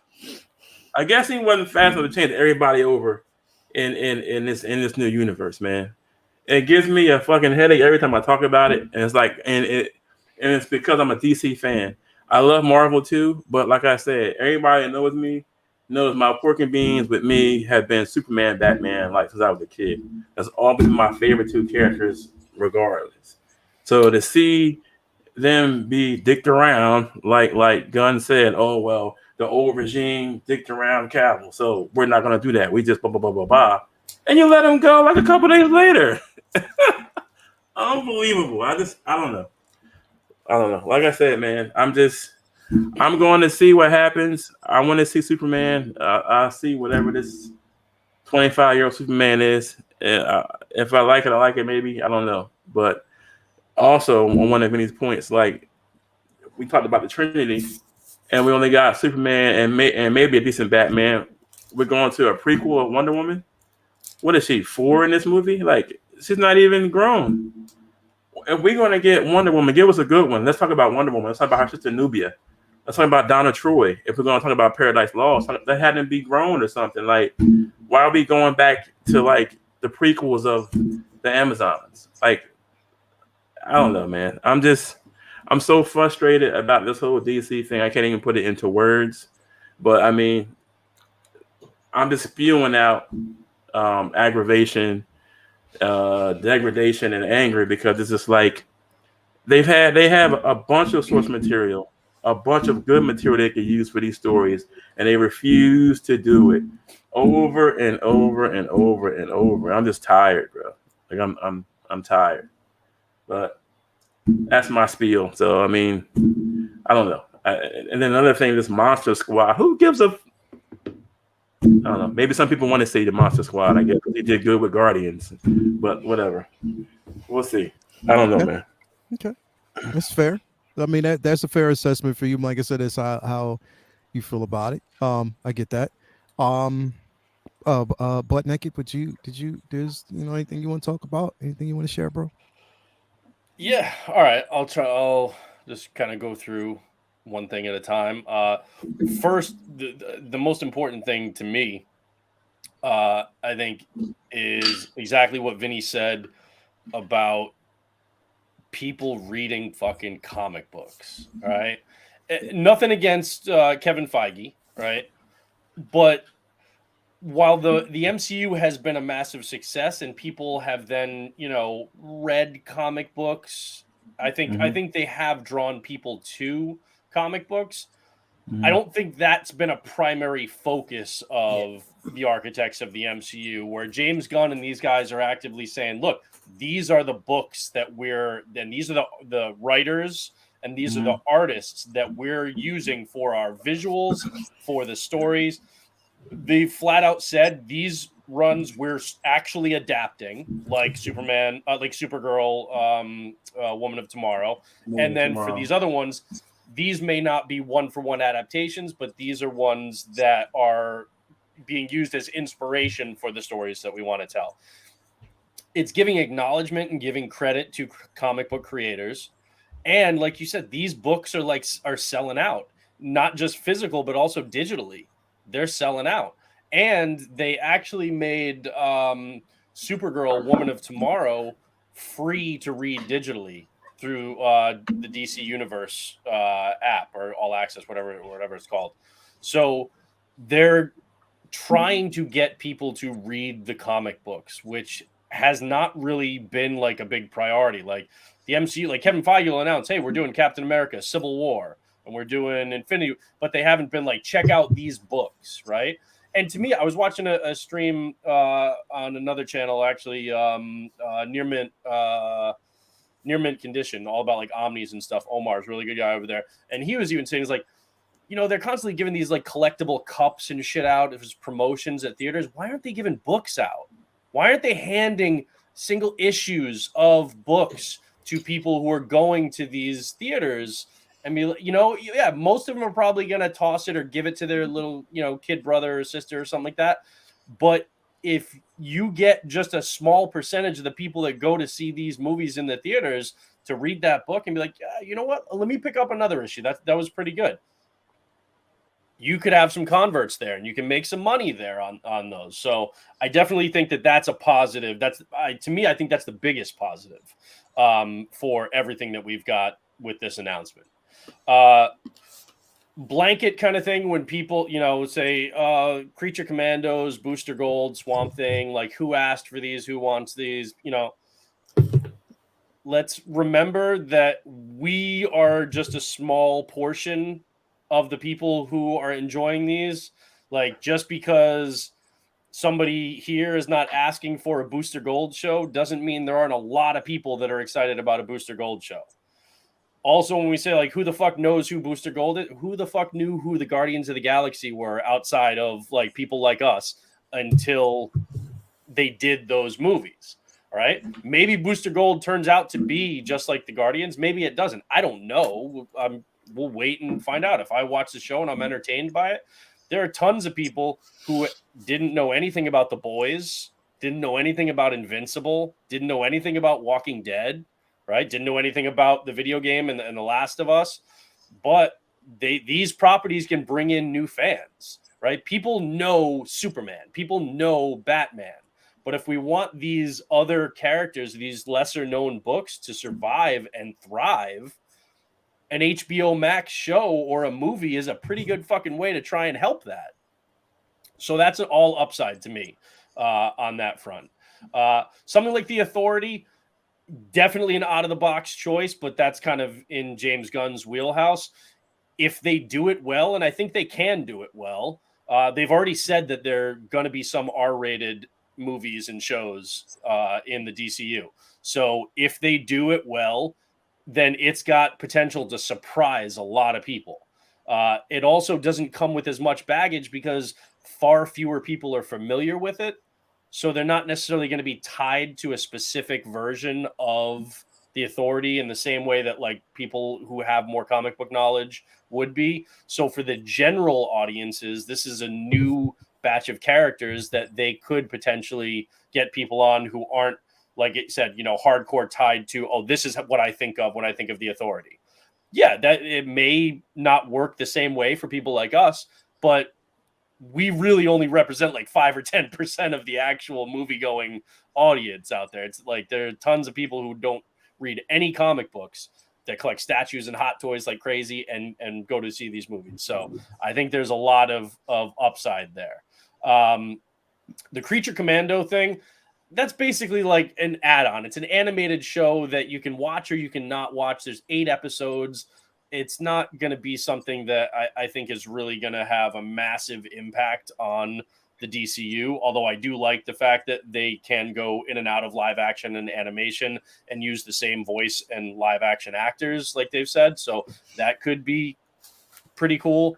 The Paradise Lost prequel, again, you know, if it's done well, I'm okay with it because, hey, you know what? People loved Breaking Bad, and then people really loved Better Call Saul, right?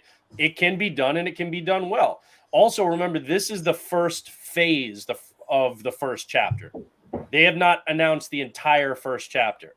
So saying, why aren't we getting Diana? We very well may be getting a Wonder Woman, and it's in this phase. We just haven't gotten that announcement yet. Maybe thematically, story-wise, it comes after something and they don't want to spoil it or reveal it. Maybe they're still working on exactly what that story is and figuring out contract stuff and seeing if they're going to be working with Gal Gadot or if they've got to find a new Wonder Woman. And so they're not making an announcement on that one just yet because they're not ready to. Right? We don't know the entire chapter of Gods and Monsters, this first chapter. So we don't know. We don't know a whole lot about Superman Legacy other than people keep saying like they wanted a younger Superman and that's why they're going. James Gunn has never said that he wants a younger Superman. He said that for the story that he wants to tell, it's not Henry Cavill. Okay. People can love Henry Cavill. I love Henry Cavill as Superman. I'd love to see him play Superman. But the fact is that James Gunn is thinking of a specific way to tell a Superman story. And in his vision, it's not Henry Cavill. Okay. And to kind of put it in perspective, let's say that Zack Snyder was making his Justice League movie, right? And his BVS and everything. And instead of Ben Affleck, the studio wanted him to use Robert Pattinson. I don't know of anybody that would think that Robert Pattinson could have played the right Batman for Zack Snyder's world. And so if James Gunn has a specific vision for what he wants to do with this Superman story, and his vision is not Henry Cavill, I can't fault him for that. He's got a specific story that he wants to tell in a way that he wants to tell it.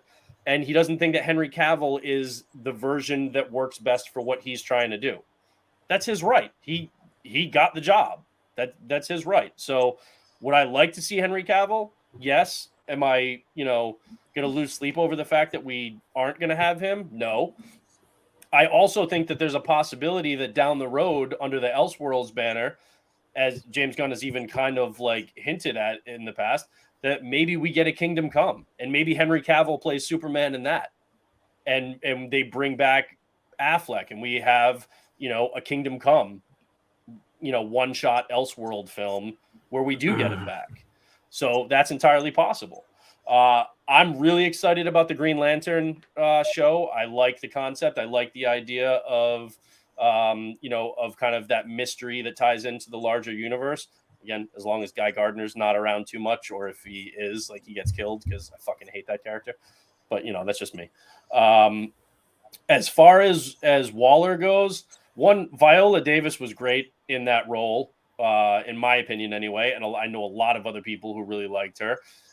Peacemaker was massively successful for Warner Brothers. Research shows nostalgia can help you remember ads. Okay.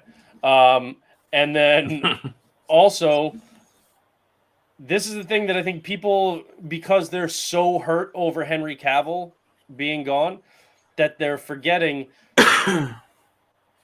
Well, DC reboots like every 4 or 5 years in the comics. Okay.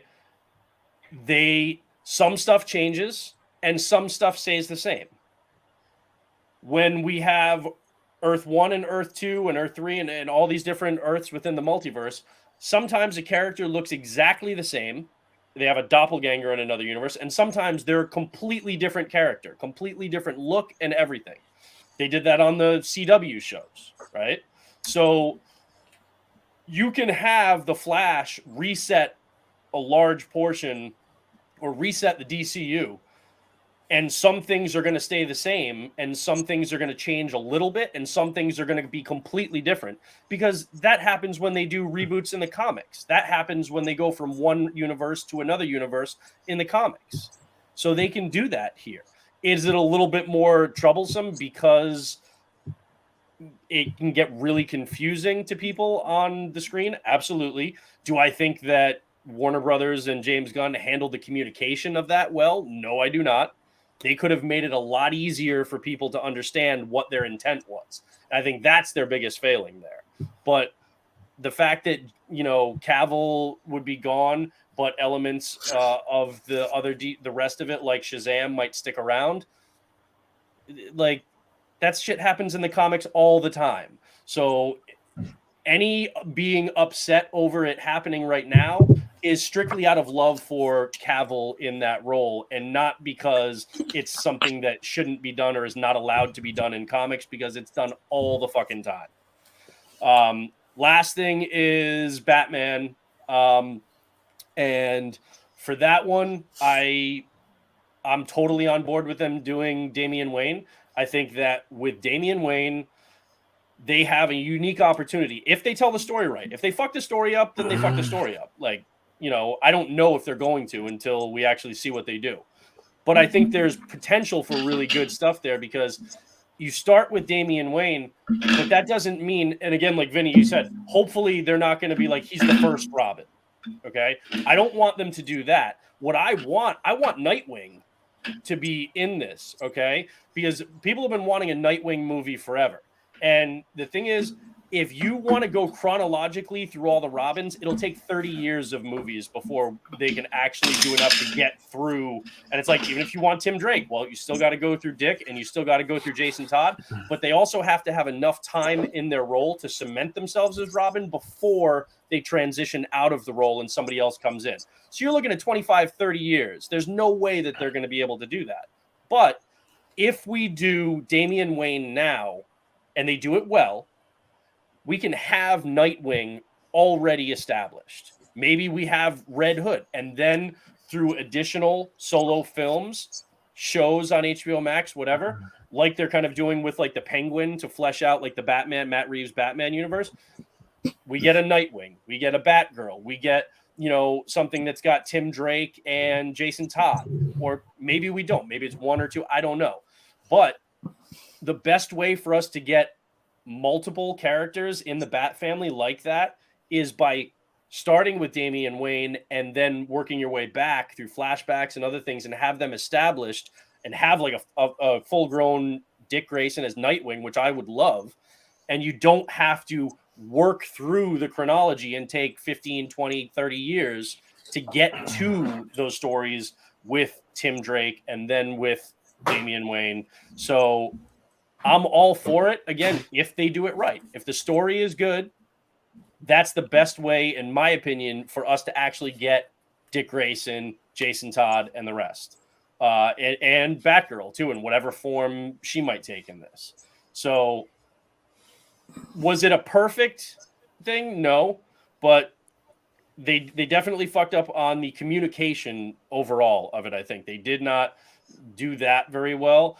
But we also have to remember that this is not the entire first chapter. This is a part of it. There's still a lot more in this first chapter that they haven't shown us yet.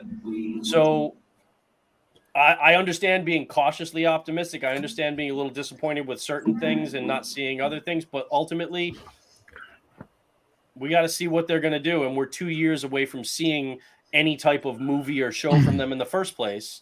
So I'm not going to judge the quality of what they're going to give us before they give it to us. So that's me. I think in the case of Waller, when we talk about that particular show.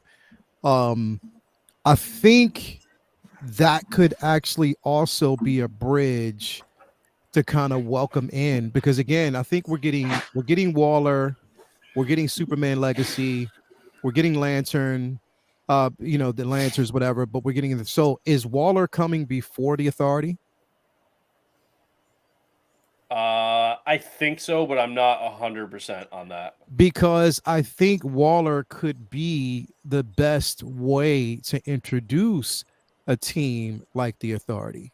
I think she'll definitely be involved in the Authority movie, even if I think depending on which comes out first, I think she'll still be heavily involved in that. Yeah. Because I think that she could definitely the Authority turns out to be the kind of foes, the villains for like a Justice League or something at some point. So I think, and that's what I'm saying. Like, I think that would be an entry point for that. So I think these things are strategically placed for a reason. Now, the animated show, that's I'm not even going to speak on that because I guess it makes sense. If it makes sense to him, then it is what it is. It's the equivalent of What If. It's like a lot of people just won't even watch it and won't even pay attention to it. Yeah. So it's like it's no skin off your back if they make that or not. It's just an animated show. The Booster Gold show, I basically, honestly, when I think about Booster Gold, it makes sense to me. Because if you're already basically giving us a Blue Beetle already, that film's coming out before we see a Booster Gold. It makes sense because of their camaraderie. Booster Gold but it's not Ted Kord. Well, it's not the original Blue Beetle, so I don't know if they're going to do that. They might. You know what? But at the same time, you can say that. But let's think in a sense of Scott Lang, Hope Van Dyne, and how that basically was done with Ant-Man. It wasn't the original, you know what I mean? But we got hints of that, but we saw Scott Lang in that suit, and somehow they weaved that storyline together. They're going to find a way to do it because you can't have, again, people. They'll have to flip it a little bit because Booster Gold is going to end up being older than Blue Beetle in the DCU because they have the kid from Cobra Kai playing Blue Beetle, right? But so, he's younger.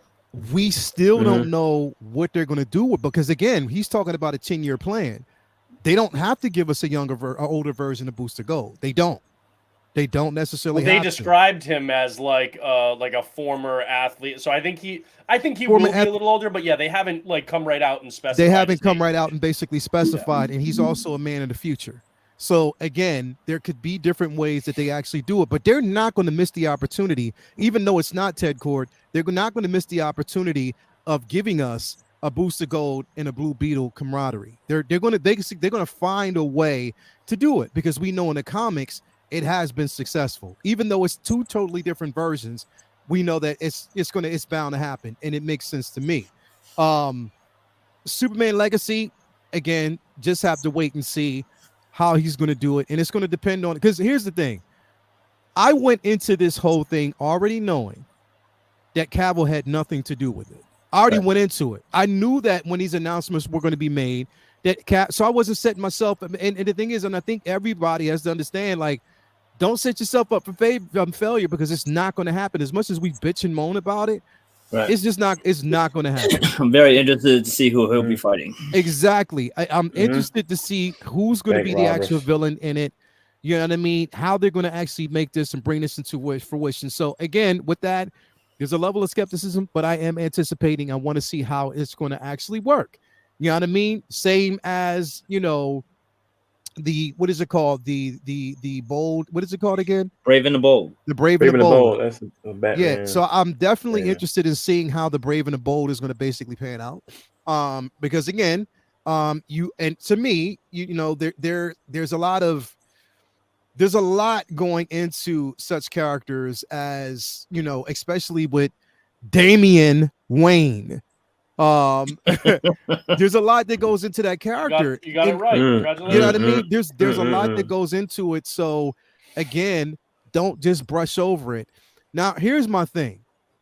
My only thing is I am hoping to God, because we all know that he's writing this Superman Legacy. We know he's writing, but I also believe he's going to direct it as well. There's no doubt in my mind. I think he's going to direct it. My thing is, don't. Now, here's the thing. Understand there's a lot of weight to it and what people basically want to see. If you inject, and I'm hoping he already seen what happened with Taika Waititi in that Thor Love and Thunder, that he understands that this is Superman and this is something that's sensitive. So don't inject the whole. This is not suicide. I mean, this is not. It's not the Suicide Squad. Superman and it's is supposed to be light, but not funny. Not funny. It could be light, but not overly funny. So as long as I think Guardians 3 is going to be telling on that because Guardians 3 I think is going to have a lot more drama to it. It's still going to have comedy because it's the Guardians and it's James Gunn, but it's going to have I think a lot more emotional weight to it, being the last one and with certain characters probably going to die. So I think we might be. I mean, I think James Gunn is a really good director, and I think we could potentially. Now, there's no guarantee he's directing it. I think he probably will, but he also has never had to make a tentpole film while also balancing all the other responsibilities of being the crazy CEO of a studio. So we'll see. But yeah, I think Guardians 3 could give us an indication of how he could handle the more serious elements of a Superman movie. So really, I'd rather him be writing and directing Authority. That's the one that seems like it fits him the most because his two styles are like can't be funny and dark violence. There's not really any middle. Booster Gold definitely seemed like the best fit for him out of all of these. And on top of that, it's like you said, it's kind of crazy he's even writing and directing it all. I mean, how is doing all this shit not taking up all your time? Like, it's well, really that's why tough he's got Peter Safran, though. That's why there's. I get it. I get that he has another person, but this is. I don't want he's writing that shit. You know, slide through the cracks because he's also trying to like direct a major, super pivotal motion picture, like something that's big and weighty as Superman, and write the shit too, and write the animation joints. Like he's writing the Creature Commandos, like. That's a lot. And answering anybody who adds him or mentions him on Twitter 24/7. He responds. I mean, I commend his work ethic.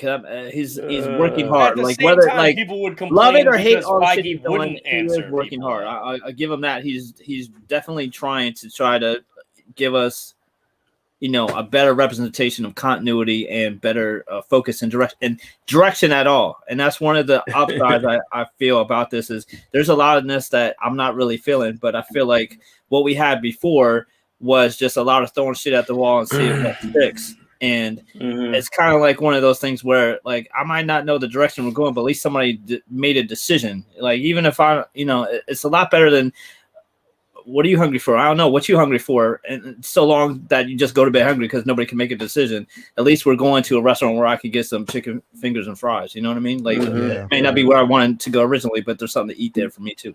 I like the fact that Gunn is talking to people on Twitter though, because again, you don't get that level of communication from. To me, I don't think he's crossed the point where I'm comfortable with though, because you don't get that level of communication.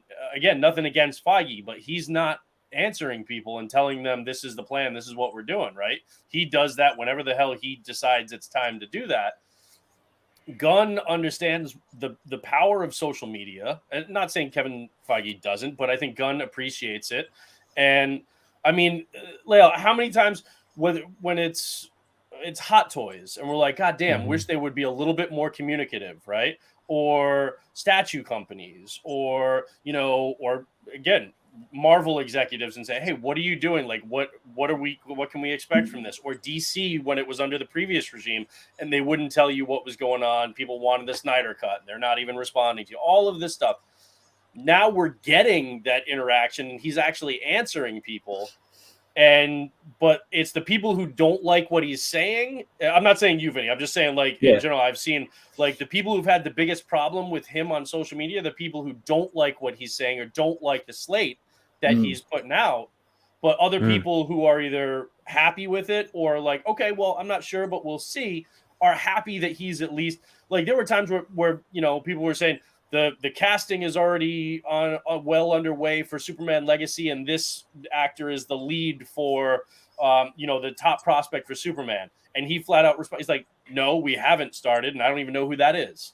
So it's like debunking a lot of the rumors and the bullshit that just pops up everywhere on social media before it takes off and then becomes a larger distraction and causes negative press. I think that's a good thing. So I honestly don't think that he's spending less time working because he's responding to a tweet or something like that. So I'm all for the communication.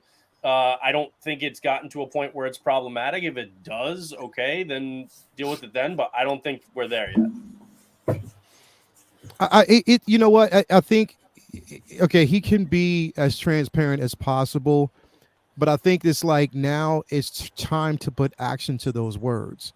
Now, you know what I mean? And I think that it's okay to be as transparent. And I think that he is answering some solid questions. But I think the biggest thing is, listen, I mean, what is really kind of like weighing on all of this right now is like we can talk about all this as we want, as if we want to, but we got to also remember that we still have that Shazam film that's going to drop, and then we also have the Flash, which is basically weighing on a lot because the success of that is going to depend on where we go from there. And on top of that, listen. I'm all for whatever he decides to do. That's fine as him. In my opinion, and this is just my opinion, I think that it will be almost tragic if he decides. And the thing is, for people who don't think it's going to happen, I think it is going to. It's a possibility that it can really, really happen. It's definitely a possibility. If he brings back Ezra Miller as the Flash. If he does that, whoa, like literally, bro, you are asking for a lot of shit. And the thing is, it's like, look, I'm not saying that Ezra Miller isn't talented, but he has a lot of shit, a lot of actual shit that's actually weighing on him right now that is not attractive for the DC universe right now. And the thing is, the dangerous part about that is the only person that understands forgiveness and a second chance is Gunn, based on what he's been through. So if he decides to bring Ezra Miller back, and this is even beyond just bringing him back and not bringing back Cavill and anybody else. No, if he decides to bring Ezra Miller back, you'll get a lot of shit for that. It's going to be dangerous. I don't think it'll be his decision. I think it'll be WBD's because they don't want the backlash that'll come from certain groups and Gunn and them telling Gunn, make a spot for him. We're not trying to hear the backlash from letting go a member of these communities. We're not trying to hear that. And it's not a popular take on it, but I feel like that absolutely comes into play when they consider all the shit that and all the politics that go on behind the scenes of deciding who and what is who and what. And I feel like despite this man coming out and saying, oh, when it comes to the DCU now, like I'm not Snyder, I'm the end all be all. Everything comes to me. But it's just a crime. You still answer to Zaslav. You still have a boss. If they say they want to keep Ezra, you are working on a new Flash movie. That's just simple. That's just plain. And it'll be incredibly disappointing in this day and age where so many people have gotten canceled for less. That he gets away for less. I mean, like he's gone through his bullshit too, but his bullshit was bad jokes on Twitter 10 years before people were like Ezra. People were offended easily before when it was people like Howard Stern did that shit every day and people just rolled their eyes at it. In the time and age where the comedy was much different and it got brought up when it was super super in the midst of changing to be a more like accepting and inclusive world. So this is somebody who's literally hurting people and they're protecting their investment by letting shit slide because they have $400 million or whatever invested into this movie. And it not only is the budget for the movie, but it also is a linchpin of changing the whole next phase of how they do things. So there's so much riding on this movie. So I get them being, like looking the other way till this movie comes out. But after this movie comes out, He if should they go. decide now, like now we ain't trying to get the backlash from these people if we keep them. That would be a very I don't for one very harmful second, decision. yeah, I don't for 1 second believe that Ezra Miller will be the Flash beyond this movie.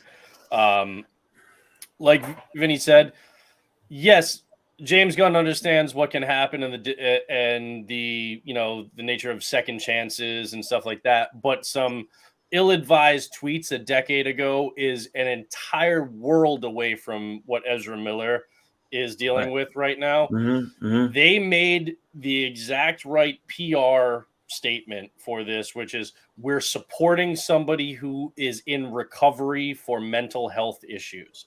If they come out and just shit on him and say fuck Ezra, they're fired, okay? And then Ezra goes into a fucking tailspin and does worse stuff, they would be seen as contributing to whatever the Also, they have to was cover from their that. own ass, because if they say we're firing Ezra because all the shit he did, and then they still go forward and put this movie out, it makes them look like they're putting money over morals. So they they're have going to to act stay. like they have they're to be going to gray stay area with it. supportive publicly of somebody who is in recovery for mental health issues, and not shit on them right before a movie that they're trying to promote comes out. Yeah. When that movie comes out, they will politely part ways with Ezra Miller. But again, he's going to be one of they are going to be one of the things that are reset from this movie moving forward. And everything that I have heard, everything that we've read and we've seen people online who have seen this or spoken to WB executives who have seen cuts of the movie, have all said, and even Rob and John Campia have said this multiple times, all the people that they've spoken to say this is a phenomenal movie because of the writing and the directing. And Ezra Miller, talented person, not really, when you think about it, an A-list actor that brings people in because of their name. Not a Tom Cruise, all right? Not a Denzel. They are not the person who brings people into a movie. They are part of a larger movie that people come for because of the IP or because of other. There's not a single movie that Ezra Miller has done where Ezra Miller has been the draw of that movie. So this Flash movie can make $1 billion, $2 billion, and they'll use that to build momentum going into the new shape that the DCU takes place. They'll bring Andy Muschietti back and have him direct another movie, right? And say the director of The Flash, the best superhero movie ever made, right? They'll do that, but Ezra Miller is the least important puzzle piece in that whole jigsaw. So once this all settles down and the movie has come out, they will politely part ways with Ezra and we'll get a new Barry Allen. I do not believe for a second that Ezra Miller will stick around. I hope not. To an indie movie and just sneak in. I hope not. That way, I'm really happy about the only reason why, for me, I can actually say that I'm happy about this film is because of everybody else that's in it who gets a chance, to really shine, to really get a chance to really, portray these characters. Mainly, I forget her name, the chick who plays Supergirl. Is her name Candace? What is her name? Not Candace. What is her name? It's C.A. Damn it, why am I? She's from Boston. Yeah. I forget her name. So that's what I'm saying. Like, I think that's what I'm happiest to see. I want to see how that's going to be portrayed. But other than that, Ezra Miller's character, his portrayal of the Flash can definitely easily be replaced, and they're going to have to think about that. And I hope when they say that it is a reset. Sasha Kaye. Sasha, yeah. I hope that again they really think about that. I'm curious to see if she has anything to do with Supergirl, Woman of Tomorrow, or if it's a completely different character. Like I am curious because we don't actually know if Sasha is playing Kara in the Flash. We just know she's Supergirl, but it could be a different version of Supergirl. They did say that the Woman of Tomorrow is going to be Kara Zor-El. Yeah. So I don't know if it's going to be the same character. Like we don't know which version is in this Flash movie because they've only said Supergirl. They haven't specified a name for her. Yeah, and it's definitely going to be interested to it's going to be interesting. I can't wait to see it. We know Michael Shannon is in it as Zod, which is he? It's interesting. Yeah. Is in which movie? The Flash. The Flash. Oh, okay. I thought you were talking about Supergirl, Woman of Tomorrow. I was like, no. Michael Shannon is going to be in the Flash. Okay, yeah. So he's definitely going to be in the Flash. Again, it's going to be interesting enough to see how this basically plays out. But I guess, like I said, we just have to wait and see. And again, we have that. We have Aquaman is dropping, which, a lot of people are under this, and I believe it is a false assumption that he's going to trade in his role to play Lobo. I don't think that's going to happen. I don't think so either. I think I think they're gonna do at least one more Aquaman movie after this. But people were taking that IG message the wrong way. I think that's how he reacted. He got signed up to do the second one. That's just him being excited to keeping him. Yeah. He's an excitable dude. He probably acts like that when somebody brings home pizza. He's just always happy. They could reset parts of that too. So the third Aquaman and him moving forward, we could see a whole different representation of Atlantis. We could see a different Mira. That could be an easy way for them to get rid of Amber Heard and still keep that character by bringing in somebody else. That's the interesting part. How the hell are they going to do that, bro? That it's still Jason Momoa, but he's slightly different, and maybe he's more comic accurate or something. Like there could be any number of ways that Aquaman moves forward. But I think it was more that he knew that he was still going to be a part of the DCU moving forward. I think that's what he was excited about. I don't think it was that he was going to take over as Lobo. I still got my job. Still here. Yeah, that's it. That's what it was all about. He still has. Well, I think he was excited about what they were, not just that he's got a job, because Jason Momoa is not hurting for work. I think it was that he's excited about just the fact that he survived the Snyder Cut. Continuation. It's the continuation that he can play a character that I believe he honestly does love. He does, and he definitely loves the character. It's just going to mainly depend on, again, how far they take it, where they take it. Also, Peter Safran was the main producer on Aquaman and on this sequel. Yeah. So that makes sense. Yeah, mostly on that slate, this is the first phase of that slate. And again, like we can all agree, at least there is a plan. There is a plan, and we just have to see how that plan is going to. So I can't necessarily pass judgment on something that I haven't seen. I can question it, and I can say it's questionable choices, but I can't pass judgment because I have to see how everything is going to fit and what his approach is going to be. But I do know that you cannot, if there's any signs of favoritism, bro, that I see in this, that's when I'm going to question I'm going to question that. Like, what was your intent?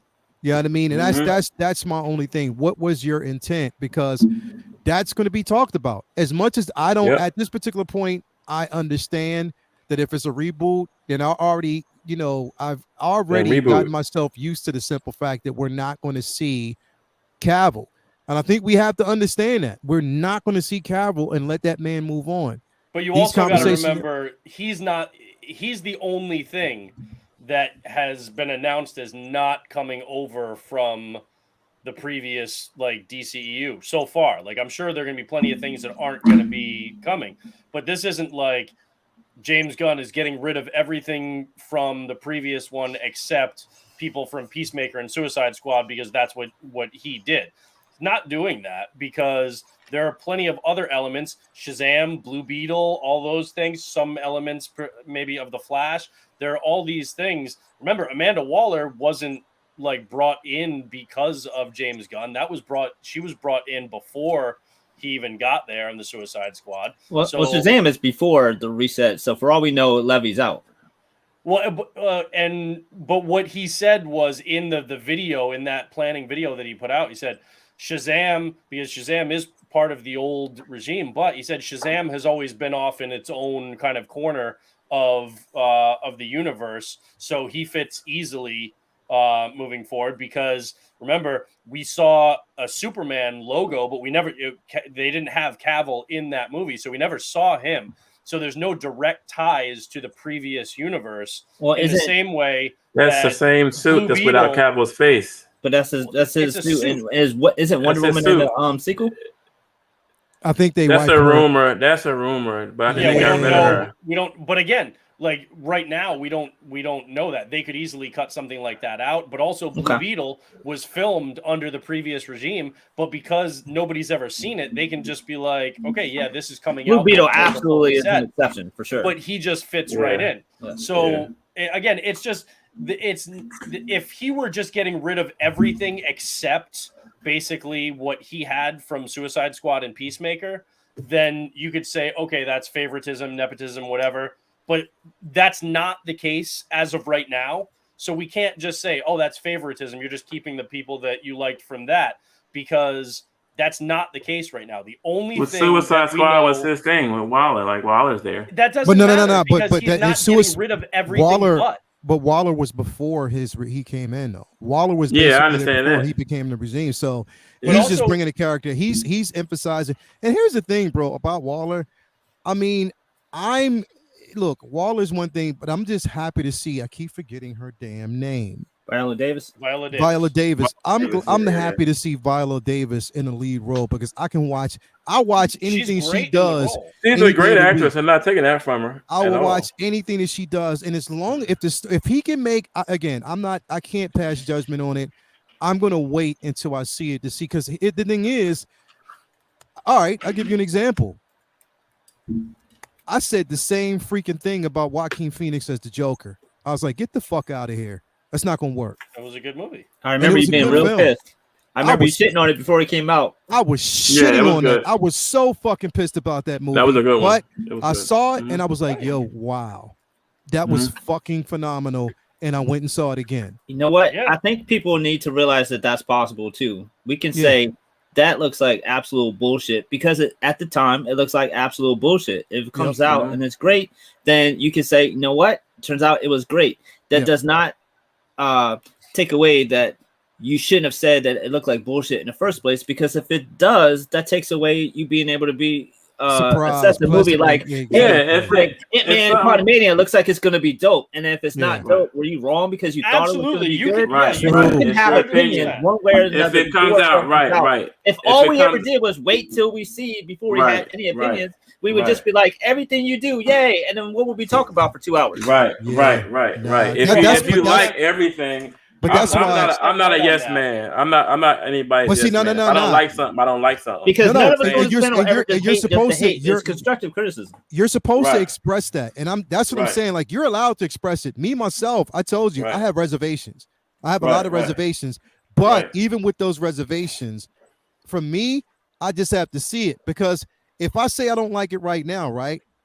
And it turns out, like, say for instance, if I'm thinking that, if I have like consciously, I'm thinking like, it doesn't look good, then basically if it comes out and it's trash, then that reinforces what I'm thinking. You know what I mean? Yeah. But I have to see it, like just like religion. You can absolutely the religion that you don't like, you have to study it before you know why you don't like it. I'm man enough to say when I'm wrong about something. If it comes out and the shit is good, then I'll say, okay, that shit was good. You I can was absolutely say, I think this looks like shit, just like Vinny said. And then later on, you say, man, I was wrong. That I enjoyed that. That was good. Yeah.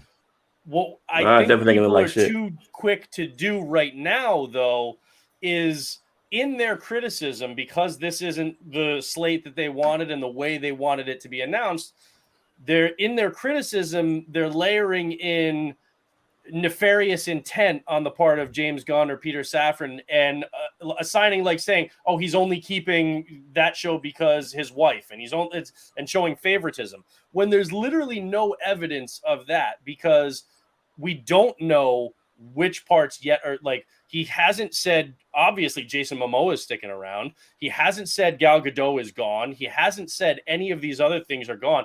Literally the only thing he's done so far is not cast Henry Cavill in his movie. So saying that he's showing favoritism, Cavill and Affleck, but no, Affleck took himself out of the DCU years ago. That was not James Gunn saying we don't want you. That was Ben Affleck years ago saying I'm fucking done with that. I'm not doing it anymore.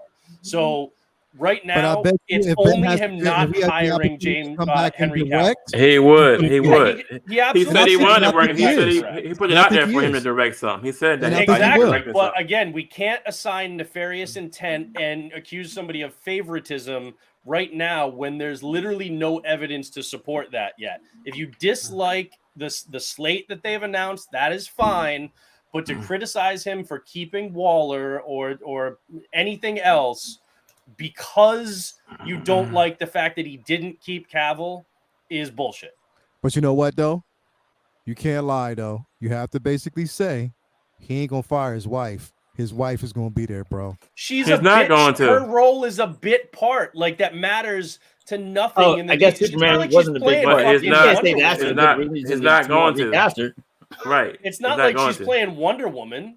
But doesn't matter. It doesn't matter, bro. She's still gonna be there, bro. She's still gonna be there. You can't deny. Like, come on, bro. Like, why is that a problem? Well, you know what? Why is that a problem? What do you mean? Why is that a problem? Because you're butthurt over Henry Cavill not being. There's nothing to do. There's nothing to do. There's nothing to do with that. If you're gonna recast, that's not the only reason you have a problem. Right. That's making it personal because you're saying that about Cavill. Listen, that's your wife. Recast her too. You got her sticking around. It doesn't matter how small the part is. It doesn't matter how small the part is. It doesn't matter. No, it's not even that. He's not recasting everybody. He's literally said they're not. But he has recasted. He has recasted people, man. Who's to say they're going to keep them all? Who's he recasted? Listen. Like I said. Name one person that has been recasted. Like I said, his wife should. Person. Okay, so but his wife shouldn't be on there either. I'm telling you, I shouldn't be on there either. No. You made an assertion. Back it up. Name one person who's been recasted. My assertion. He hasn't yet. Nobody's been cast. But name one. He's going to be recast. Right, that is a recast. Name one person outside of Henry Cavill who has been replaced in the DCU as of right now. Name one. Ben's Batman is not there. Superman is not going to be there. It does not matter. It's going to be a new Batman, right? But it's going to be a new Batman, right? Right or wrong? It's going to be a new Superman, right or wrong? No, it's not a right or wrong. Not because of James Gunn. He left the role 5 years ago. All right, man. All right. We'll keep his wife. We'll let her stay on everything. No matter how small the part is. Did James Gunn fire Ben Affleck? Ben Affleck, like you said, Ben stepped down. But if he could have took 5 years ago, so you can't put that on James Gunn. Listen. He stepped down because of the previous bullshit that was going on at DC. That's why he left. Because he was going through fucking alcohol. Like he was. We all know that. It had nothing to do with James Gunn or anything that's happening right now. All right. There's it has nothing to do with there's literally one happening right now. Has been removed. The signs do show to recasting by omission. Superman. Right. The signs do point to recasting by omission, though. If you take away Wonder Woman from the movie altogether, you can easily say, "Oh, I didn't recast her. I just am doing something else right now." I made Paradise Lost. Having to take the heat of saying, "Oh, we're going with the different Diana Prince." I'll have her on the side just in case. They are yet. That's the thing. People are just making assumptions. We don't know. Gal Gadot could end up staying on as Wonder Woman. Or maybe she doesn't. We don't know. That's what I'm talking about. People assigning nefarious intent without actual evidence to back it up. And right now, if you shit in your hand and put all your evidence in the other, only one hand is going to be full, and it's going to be full of shit. But here's the thing. Bro, happy wife, happy life. Plain and simple. Exactly. That's not being nefarious. It's Exactly. the simple fact that No, I'm that's not. honest. I'm not. short-sighted. It's No, honestly. no, it's not being short-sighted, bro. It absolutely is. No, it's not How being is one short-sighted, bro. hand How don't is watch that? the other? You Like, believe it's being short-sighted, but what I'm basically saying is it's part of his regime. It's part of what he's doing.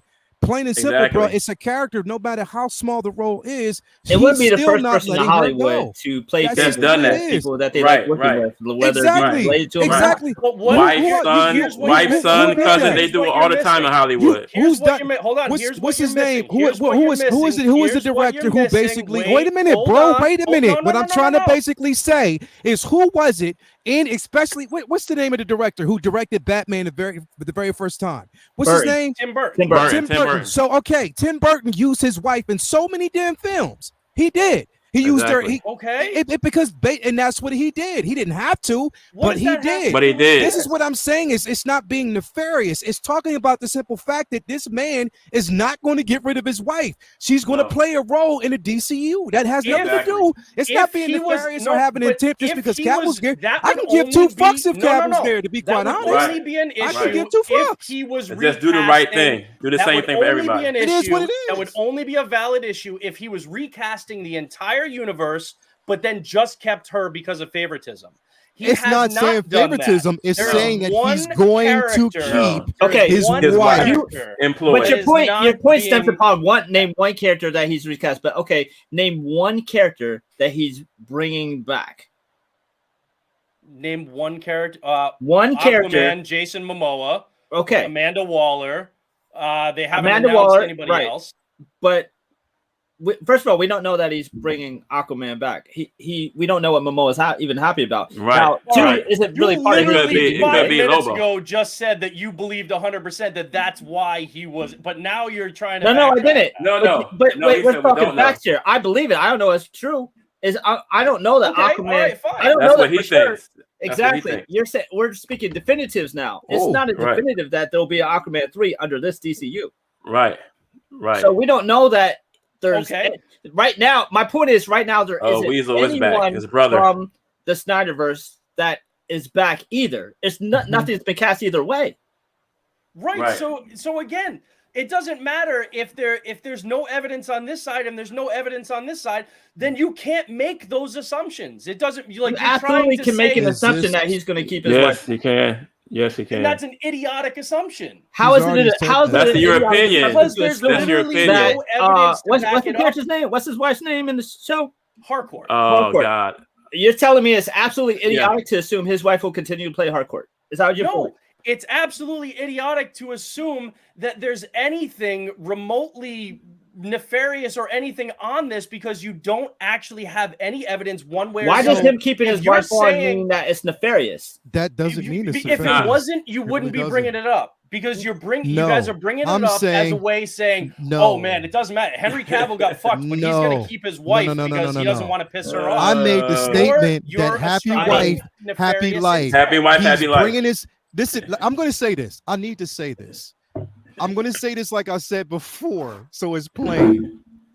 I have already settled with the simple fact that I am not here to talk about. I can give two fucks about Henry Cavill coming back as Superman. I don't really care about that shit anymore. I really don't. I let that shit go a long time ago. It's going to We've be all interesting lived to with the fact see it's not coming where he's back. going to go in the future. No All doubt. I am saying, it's not nefarious because I'm not comparing apples to oranges when it comes to that. Mhm. All I'm saying is that he's going to bring his wife back, no That's matter it. how small the role is. Mhm. He's basically going to bring her back. It doesn't matter who she fucking plays. I don't care Yep. if she doesn't play Power Girl or if she doesn't play Supergirl or she doesn't play Wonder Woman. I don't care if she basically plays a bag fucking lady. And if she just see her walk, he's bringing her back in some shape, form. And the thing is, Yep. the workaround in all of this, because he's already basically said it. The workaround is Waller because we're going to see Peacemaker in Waller. Yep. We're going to Yep. see a lot of these other characters in Waller. That's In a Waller. workaround. Do So you not not everybody recognize- can Is basically he push back and say, Do you this not- is what he's but doing. these are blatantly. assumptions that recognize are when you Exactly. say there's a hypothetical workaround- assumptions. Hold on. Like, Do you not it's recognize that it's when you educated say guess. he's got a workaround for it, that you're saying that it wouldn't be right for him to do it, so he needs the workaround in order to do something that is wrong and that he shouldn't.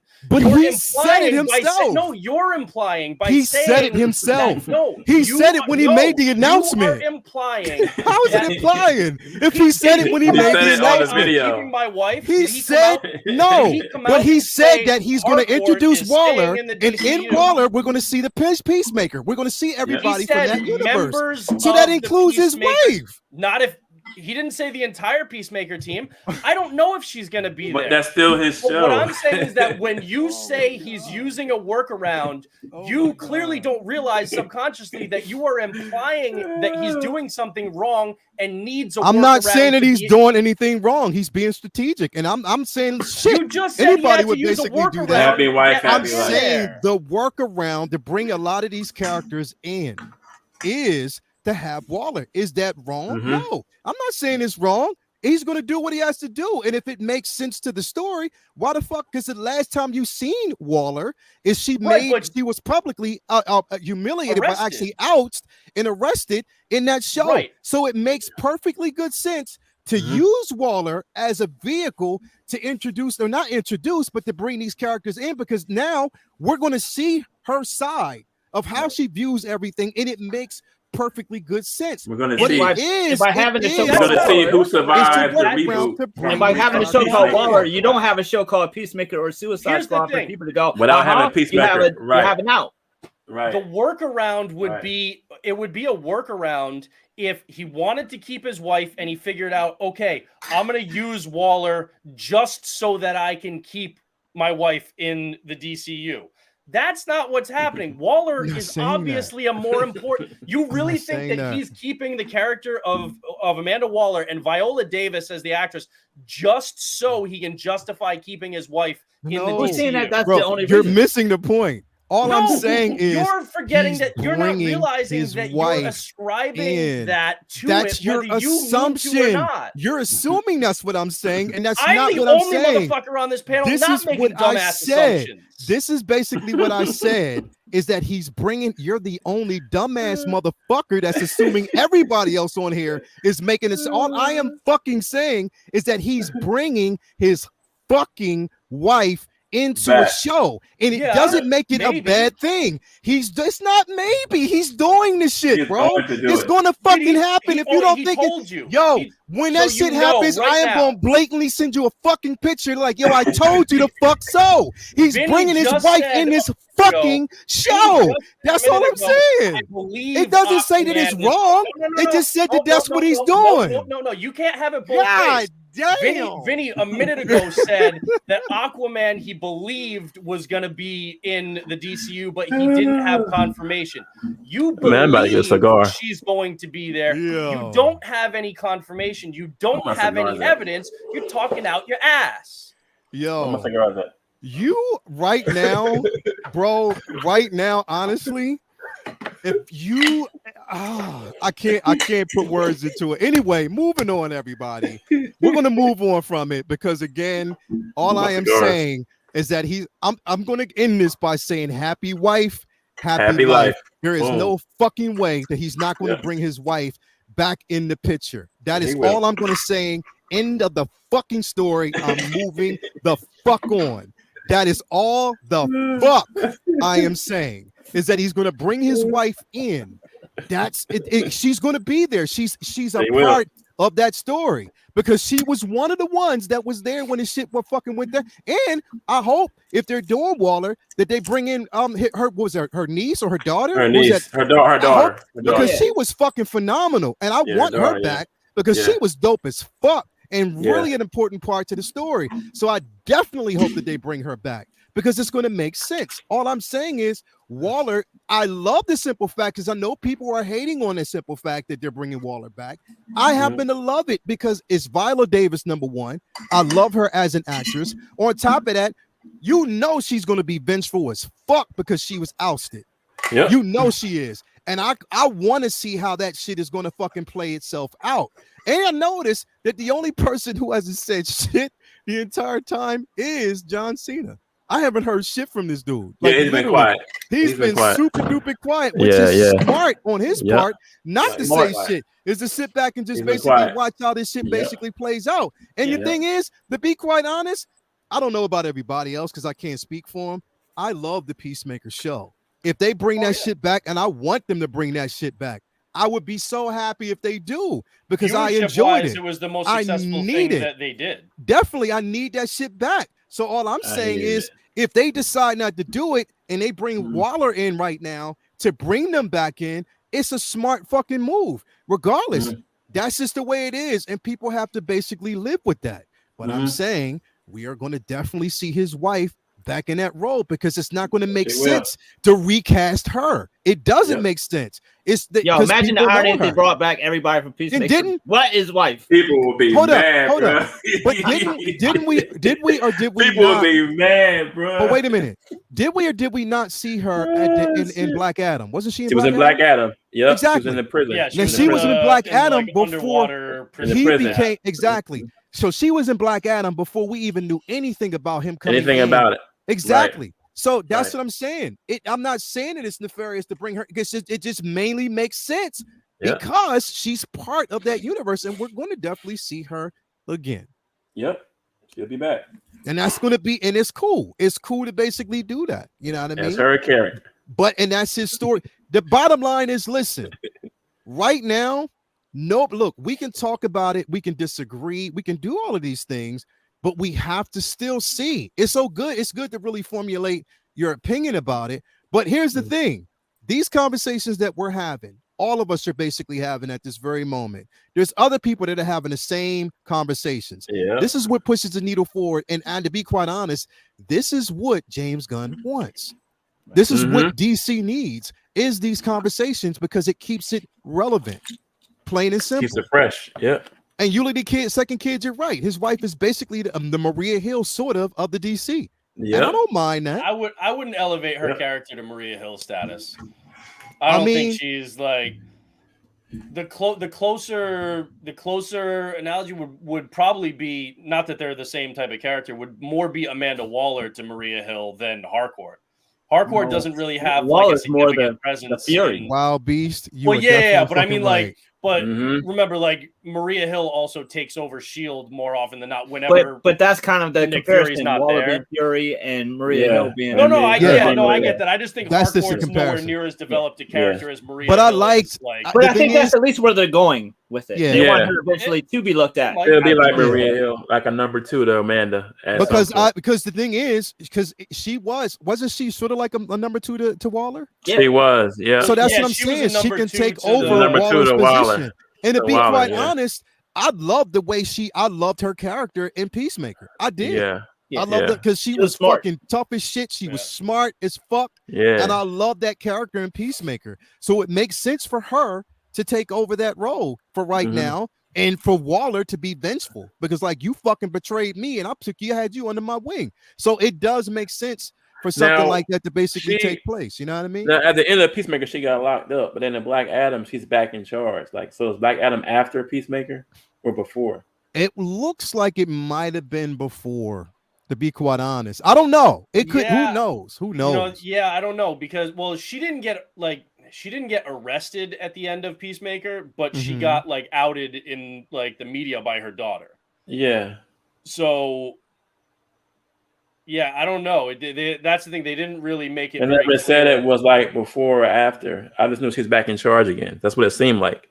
Yeah, I don't. But here's the thing: if they're not really gonna they're basically like Black Adam's not going to. That movie's not going to exist in the new DCU, so they could technically just like not acknowledge that at all. Just pretend that she never showed up in that, and just go immediately after Peacemaker season 1, so they don't really have to explain where Black Adam happened in the timeline because they're not going to use that movie ever again. And probably they're going to just keep him there. Now, one reason why I'm so happy that Black Adam ain't coming back for one particular reason, and one only.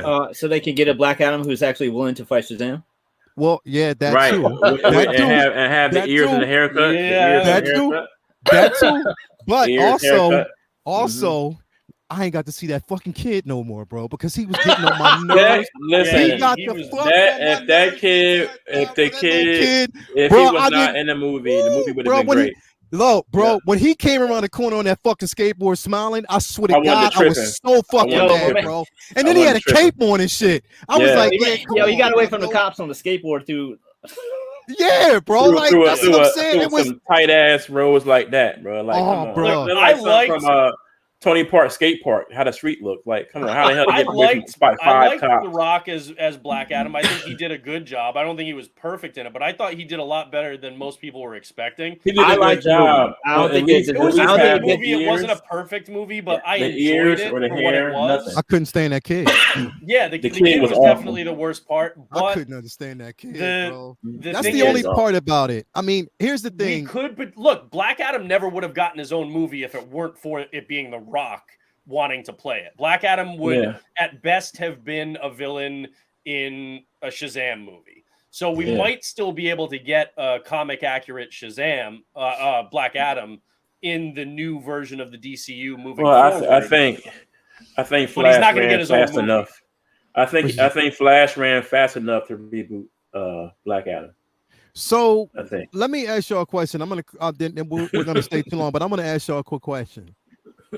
Do y'all believe? Because I mean, this was I think somebody actually brought this up. Or this was it Restless Youth Productions.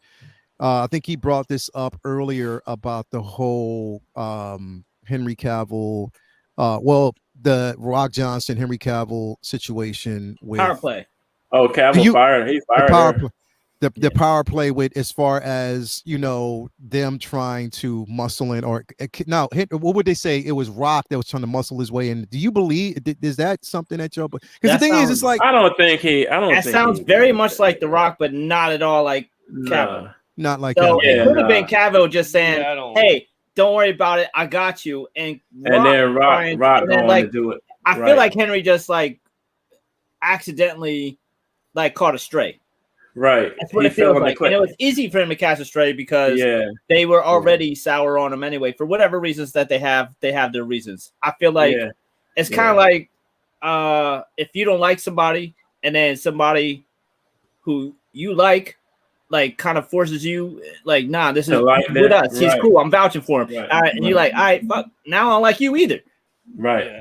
Here's So the thing. I feel like that's a big part of it. I The don't Rock think had that the chance. It was basically when you're as big as The Rock is now, like the biggest actor and the biggest Hollywood actor, in the world, you have access that other people don't have. And so he was able to skip a lot of rungs on the ladder and just walk into David Zaslav's office and pitch his like, okay, this is what I want to do, and I want Cavill, and I want Black Adam and Superman moving forward. People he skipped were And pissed.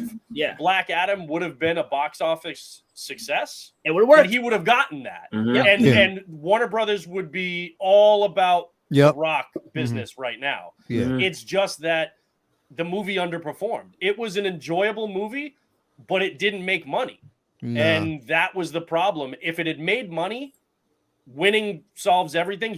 They would have been fine, and nobody would be talking about The Rock overstepping, stuff like that. He made a play, and it didn't work because the film didn't win at the box office, and that's why it came out looking bad for him in the end. But like the exact same move, if Black Adam pulled in $800 million, he would be smelling like roses right now. I think a lot of things killed that movie. One, I think he had the character of Black Adam down, but he didn't look like him. He needed to have the ears, he needed to have the hair. That's one thing.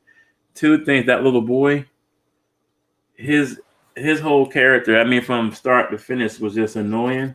So a lot of people complained about him. You know what I'm saying? In Yeah, general. but none of those things kept the general movie audience out of the theater. Oh, yeah, I know for that. I'm just the saying general things that- movie-going audience didn't go because they Yeah. had no reason to give a shit about the about the character.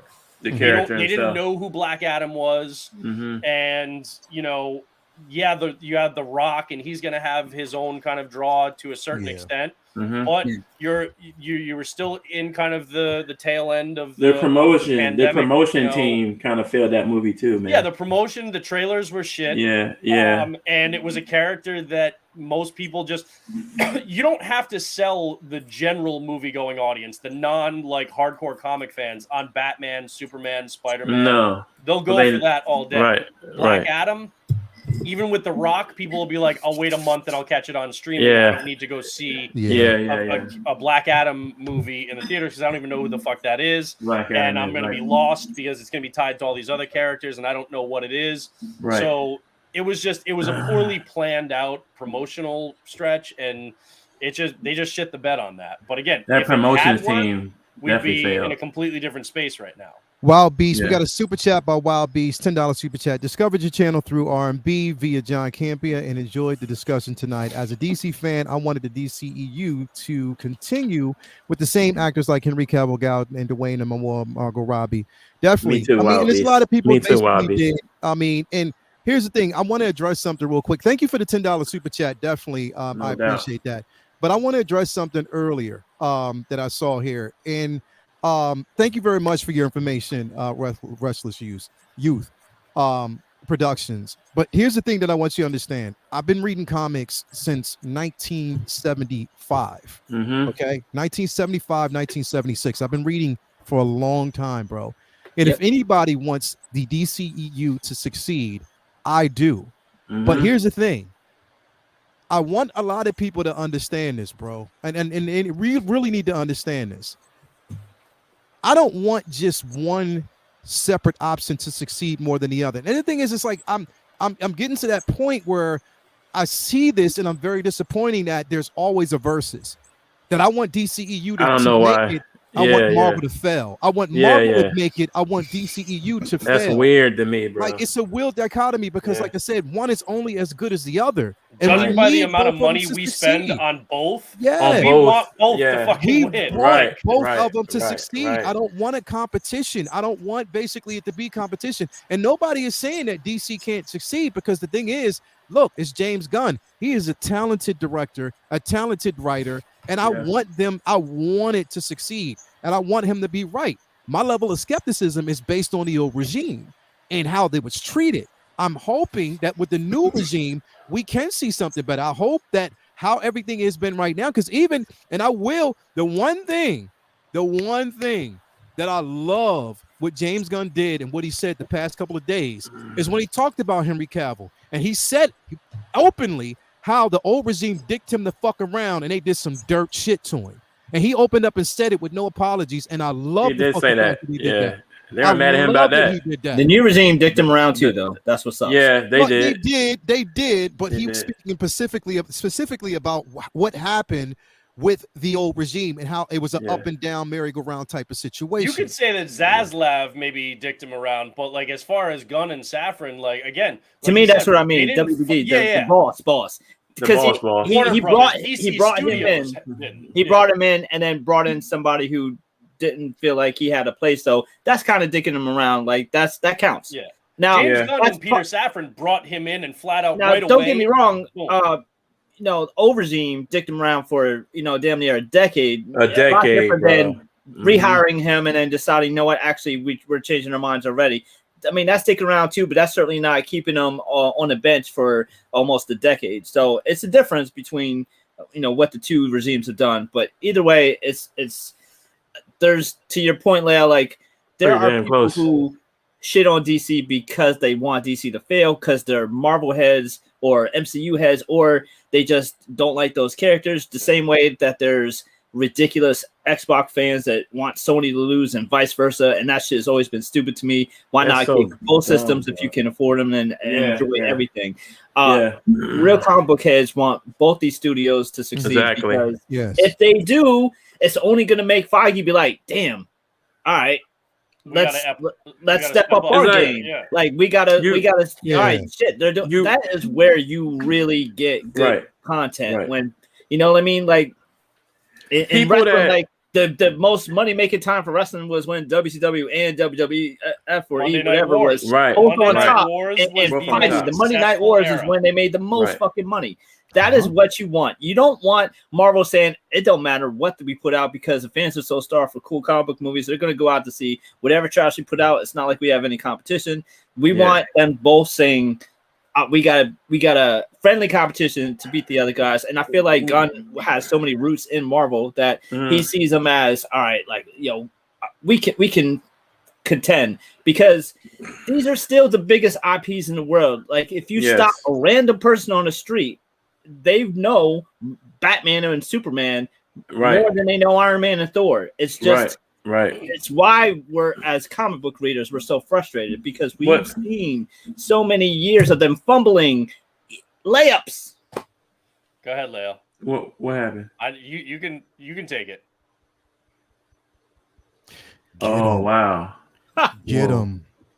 That's crazy. Ronan. Crazy. Ronan, my God, and obviously you don't watch the show enough, brother. Nah. You don't watch the show enough. We've talk about avoided DC just going into like blatant speculation on DC films because we didn't get have upset. any announcement. Exactly. For the last 2 months, we've been saying we can't wait for them to announce all the time, brother. So especially if you go me. back to previous episodes, keeping it all the way a buck, keeping it all the way 100, if you go back and watch the show, which obviously I don't think you have, because we always talk about DC. We've talked about DC Comics. About Neil Adams. It's about our discussions are Jim about Lee. comic related. Listen, my brother, Frank Miller. The comic universe doesn't just rely in it doesn't reside in the cinematic universe.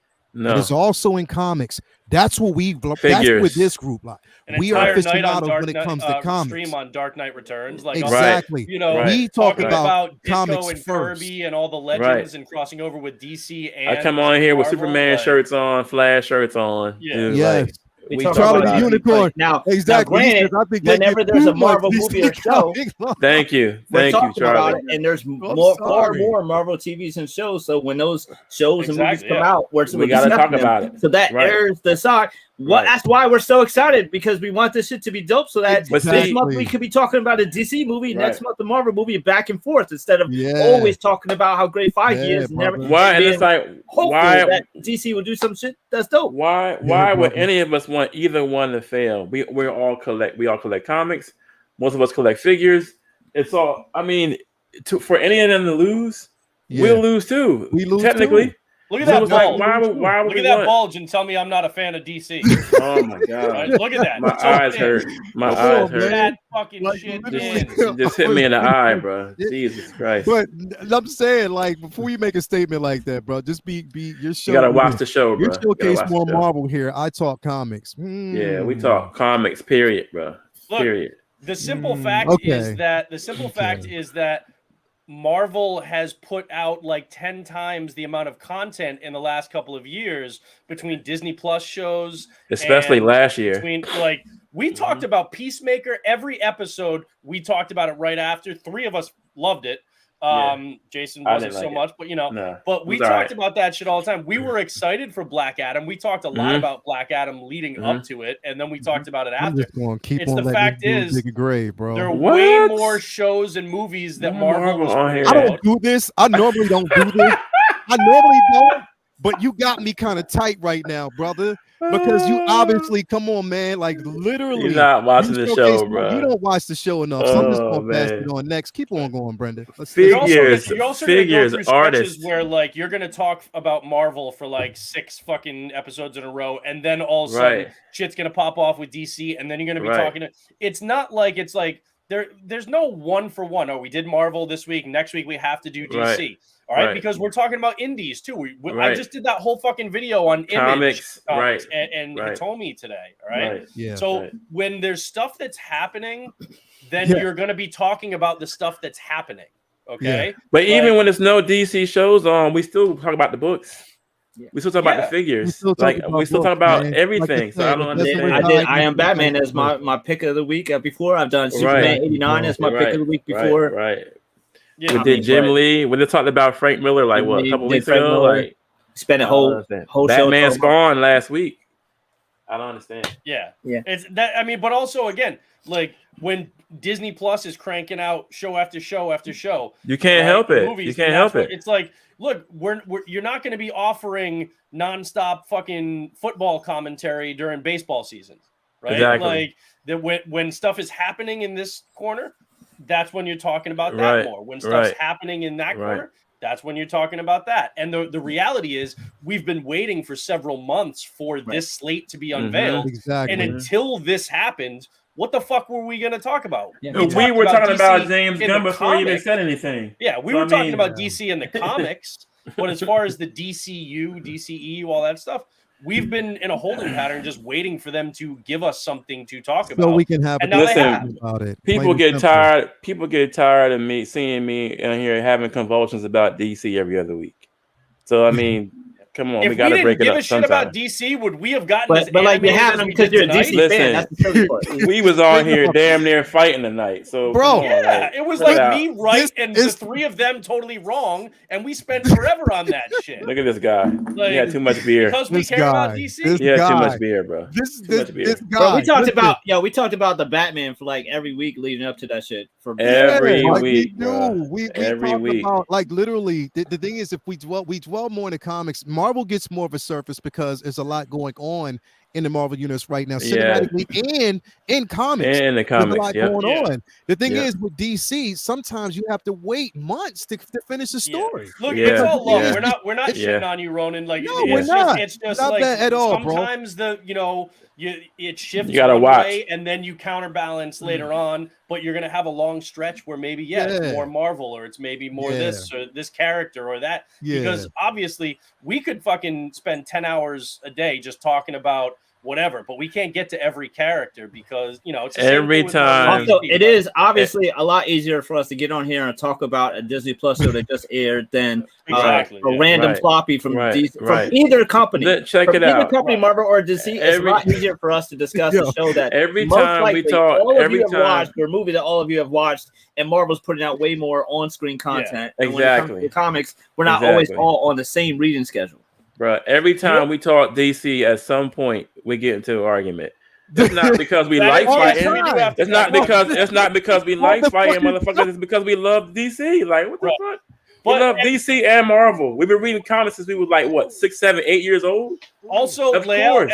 and there's a good You point. get passionate about this shit. Skillmonger made a good point. Now, granted, this is about the comics, okay? And Vinny's not like a massive. He's not a hot toy collector, although he does have some on the way now. But Yeah, like yeah. he It always said, starts with one. DC doesn't get too many 1/6 scale figures. You know Yeah. what? That's part of it too. We're like that. They're I all make my different own. mediums that we get Right. hyped about, and if Right. there's no output in terms of shows or Right. movies or Right, collectible, Right. then yeah, I make we're my own going to be shit. skewed more toward one side than the other when there's not as much activity on that other side, and there just Yeah. hasn't been. It's one of the reasons why we're so much more critical of DC because there's so much gaps in between Right. content. Exactly. So, like, Right. if a Marvel movie doesn't hit, it's like, all right, you don't even get a chance to really dwell on it because There's another 10 one more might next month. come- Another one's coming right coming. away, and there's another Right. show right away too to make you Right forget away. there's something dope Right. right behind. So it's like if you didn't Right. like She-Hulk, so what? It's like there's Ant-Man's have coming Wakanda right Forever next coming up. door. Right. But if right. a DC Right. movie doesn't hit or a show doesn't hit, it's like, all right, now It's you gotta wait till different, next bro, year for them because to they've try been again. waiting. Right. And that's a Right. lot of that breeds a lot of contempt. Now, what hopefully they're doing now is not just giving quality, but giving quantity too. Because no, you don't want everything just to be rushed out, just to have something for people to talk about. But Right. you also do want to keep shit rolling. That's called momentum. Like Yeah. if you keep yeah. releasing quality product, then that way, if Bruce the Goat ain't for you, then Batman is, or Superman Marvel Legacy you, might Legacy be. is. Right. You got- Right. Right. and that's Right. what Marvel has been doing, is releasing so much shit. So okay, so Right. if She-Hulk ain't for you, Moon Knight is. If that's not for you, Miss Marvel is. It's you have so much for so many people because not everybody's going to be on the same page. There's all of us know people who like some Marvel properties, more than others. And with DC, there's so little to discuss on screen, and that helps you.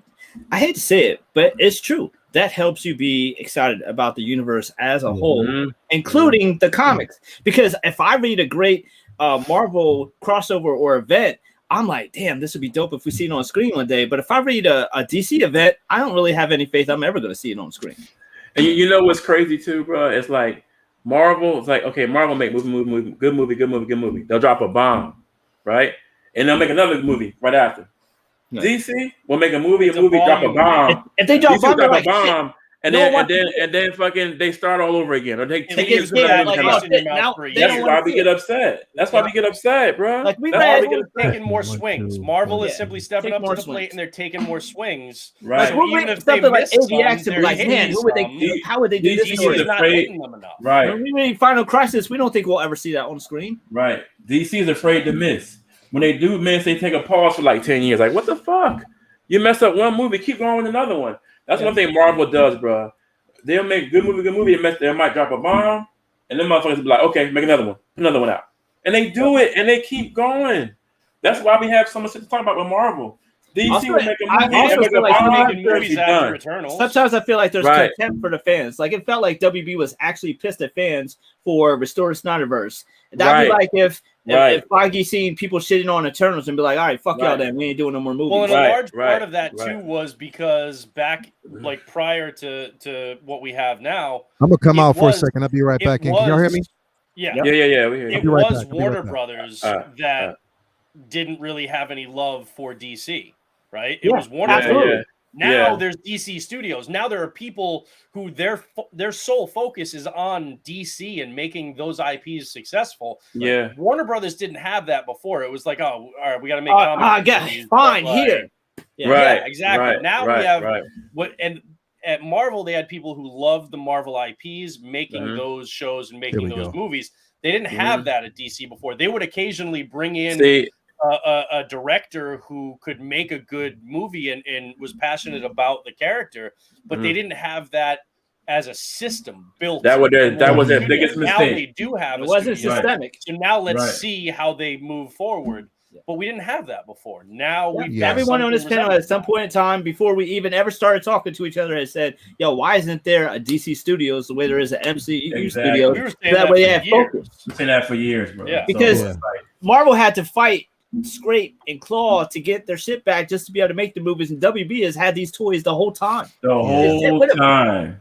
They had to fight nobody. They had all these IPs and did nothing with them. Nothing bro. with it. I don't Marvel has understand that been the thinking. little engine that could. Think about, you know how many movies Kevin Feige produced that were not successful? He produced the Ghost Rider movies. Mhm. Okay? Right. He produced a lot of the Daredevil movie. He Daredevil produced movies a lot too. of That's movies. what, you know what? That's that what I shit pissed me the off bed when James before Gunn said, he got to the place where he could this do first it phase right. of DCU is going to be so much better than Marvel's first phase. It's like, hold up, this is like Stop. Yeah, stop. turn Don't number start 7 like or that. something. Right. Like, you've had so Don't many start like that. But swings and also, misses. I don't Like- care about it being better than Marvel's Phase 1. I care about it being good, period. Right. Like, Don't I'm not start. going to be like, see, DC is better than Marvel, or see, Right, Marvel. right, right. I'm going to be like, fuck, finally we got some good DC. Exactly. movies. Yeah, That's as what a I comic want. book Like, fan, that's all I want is something good to watch, bro. Like, I'm so tired of fucking bombs and taking off for like 10 years before they make another movie. So Jedi Kid, I wanted to ask you something real quick, bro, that I didn't Yeah. ask you at the very beginning. Yeah. Just one thing that I just really want to know. Are you going to see the Superman film? Goddamn, I don't know. You will. I don't know, You bro. know. Stop saying you don't know. You fucking know you You will. go see the movie. Because you you gonna will go see go it because you want and to see hope how it's that gonna good, be. but if You it's wanna shit, go you will go see it so you can list all the ways it's shit. You want to One go way or see the other. Yo, he's you gonna be will like, to see that movie. one ticket, Yo. please. That's Like, all. why you had to ask me that bullshit live? Fuck you. You're such an asshole, bro. Because I You want know to you're know. going to see it. Fucking Brendan, you're getting my goddamn nerves, bro. You know you're going to see it. Bro, I just want to know. Assholes, Straight up. bro. I Bro, you gonna swear. show up You that know movie? what? You and know what? Yo, Like, Vinny, like I said, Vinny, he like gonna I show up said, like this. He gonna like. yep, yep, with my Superman t-shirt on. Yep. You know what though? Now, Jimmy, okay, hold let me the theme let song, me sing be in let the me front be row. real. Let me be real. Hold on. Let me be Yeah, real. Okay, hold on. yeah. Hold on. Let me be real quick. Yo, All right. you know you When gonna it see comes that to shit. Superman, bro, I just can't. I can't. I gotta go see it. I Like, know, yeah, I know you do, bro. if I'm wrong about it not being Smallville, then I'll say that. I'll say I'm wrong. I was wrong about it. Mhm. I'm listen. I'm man enough to admit when I'm wrong about something. Like He's also man enough to go see it wearing his red underwear on the outside of his pants. You damn right I will. Yo, we gotta have a whole show about trunks or no trunks. With the S on the front. Wait a minute. So that's the next show. They decide? When did they decide? They haven't. I don't think it was a poll. It was just a joke. I don't think he put a poll out. It was just a joke. When he put a poll. Trunks was winning. People was winning. Yeah, it was like 90-something% or something. They gotta do trunks, man. Bring the trunks back. So all right, does everybody want the trunks back? All right, so everybody out there in the chat. I like casual suits. This is trunks or no trunks. Everybody out there in the chat. Do y'all want trunks or no trunks? Tell me what y'all want. I'd say no. Here, the thing. I think no trunks would be better. Trunks, but I'm okay if they're trunks. Then fuck it. That's not gonna make or break the movie for me. Nah, it won't. It won't. It'll still be Superman. Nah, but we got Skill Monkey. He said trunks won. Nah, bro. Nah. I never understood that about him and Batman. Like, yo, trunks. They're wearing y'all draws on the outside. Okay. Do a poll. I'm a do a poll. Let me. Can you do a poll? You know why they were originally drawn with trunks on the outside? No, I want to know that. Reason. History question. Go ahead. When they first created Superman, they modeled him after strongman, like circus strongman, and circus strongman used to wear spandex, so that you had spandex head to toe, right? Because spandex are obviously revealing, they wear trunks over top of the spandex. So when they drew him, they modeled him after so people couldn't tell and kept the trunks over the top of the spandex. So it actually has a legitimate reason at the time. You know, is that when they first drew him when he was a bad guy originally? Yeah, they wanted to see a Superman moose knuckles. So they're like, they were like, if he was really wearing spandex, you'd be seeing everything. So let's put some trunks over top. Now, mind you, that's kind of like moot because nowadays no one wears spandex in movies. They wear basketball fabric. Mesh. I hate it. Now here's the thing. I want to see Jason's question about I never understood why the hell they had him wear the trunks on the outside for Superman and Batman. If you read the current Batman run by Chip Zdarsky, there is an issue. You said by who? By who? It's the current Batman run that started with Chip Zdarsky at issue 125. All right. Let me say that. They're only 4 issues in. Trunks. If you read that run, there is an issue. Come on, bro. There is an issue where Batman it's a joke that he put in, but Batman finds a functional reason for why he has the trunks on the outside of his suit, and he even says it. He even says, "It's like people always wonder why the trunks are on the outside." So read that, and there was an actual functional reason why Batman used the trunks to save his own life on the outside of his suit. So current run Batman 125. So, let me. Right? All right. So all right. Let's go through this. It starts at 125. Yeah. Let's go through this real quick. So, because this is an interesting conversation. Like, Figurassic Park says, "Give us whatever." I can't stand y'all. I don't want to see those nipples again. So hell here's the thing. No. So check it out. So with this is what I want to see. What about the bat booty? What about the bat booty? Bro, but that's where I'm going next. Do you think that we're going to get the same rubberized suit that we always get with Superman? Do you think he's going to change that? Wait, with Superman or Batman? I mean, with Batman. With Batman. Do you think he's going to change that? Nah. Here's the real question. I think the suit's going to be the suit. Hollywood just loves those ridiculous, over stylized mesh basketball. What suit was perfect? I don't think we're getting away with that. Here's the real question with Batman that a lot of people are bringing up. You think we get the blue and gray? Ooh, that'd be dope. I think we're gonna get yellow, bro. I think we're gonna get blue and gray, and I think we're gonna get a mixture of the yellow insignia and the kind of armor, because you got to make it separate than Patterson. Yeah, I think this is gonna be the closest we've ever gotten to comic book outside of 66 Batman. I really think that's what he's gonna go for. I think it is gonna be the blue and gray because we haven't seen that on screen. Ben's Batman was pretty damn close to the comic book too, man. Frank Miller run. And I think it's gonna be a mixture of cloth and what Ben Affleck had. Yeah. It's not gonna be what I'm gonna make one Adam West had, but I'm gonna tell you one thing right now. If they give this motherfucker white eyes, I would never see nothing bad about James Gunn ever again. Yeah. That'd be I dope. really hope they do. That'd be dope. Gotta That'd be have the dope. whited out eyes. That'd be dope. I'll be like, you know what? You know what? And they have it like they have it like that Batman. Yeah, like that one. That's why I rolled the eyes up on the Batman Forever yeah. Hot Toy, because they white out if you roll them all the way up. So I You got them up. whited Hold out up. You eyes. got them up right now. Yeah. Hold on, let me Let me see. see. I don't know if it'll come across on camera very well. But No, it does. I can see it. That's dope. Oh, that's dope. Yeah, That's I can see the dope. white. Yeah, that's fire. Yo, I like if that. they give us the white eyes, It'll be Whited out eyes, finally. Like, if they yo, give us the white eye. emotion, fuck emoting and emotion and all that. Yeah, Then Jaren's able to fucking act with a full-on Mandalorian mask on. Right. Batman can match with just his mouth. Right. Yeah. Give him the white eye. But I want to see shadows, and then I want to all of a sudden just see the white eyes. And to have So, that, like, that if it's something blue, like that. cool. If it's black, cool. But give me white eyes. Yuli Something like that. Yuli the second Nah, kid long says cape. short cape Long or cape. long cape. Long cape, Long bro. cape. Long cape. We need to That's see him 46 laying with is the cape still around him age. in the water and him stand up. Yeah. I wouldn't be surprised if we got a suit somewhat akin to the Hush suit.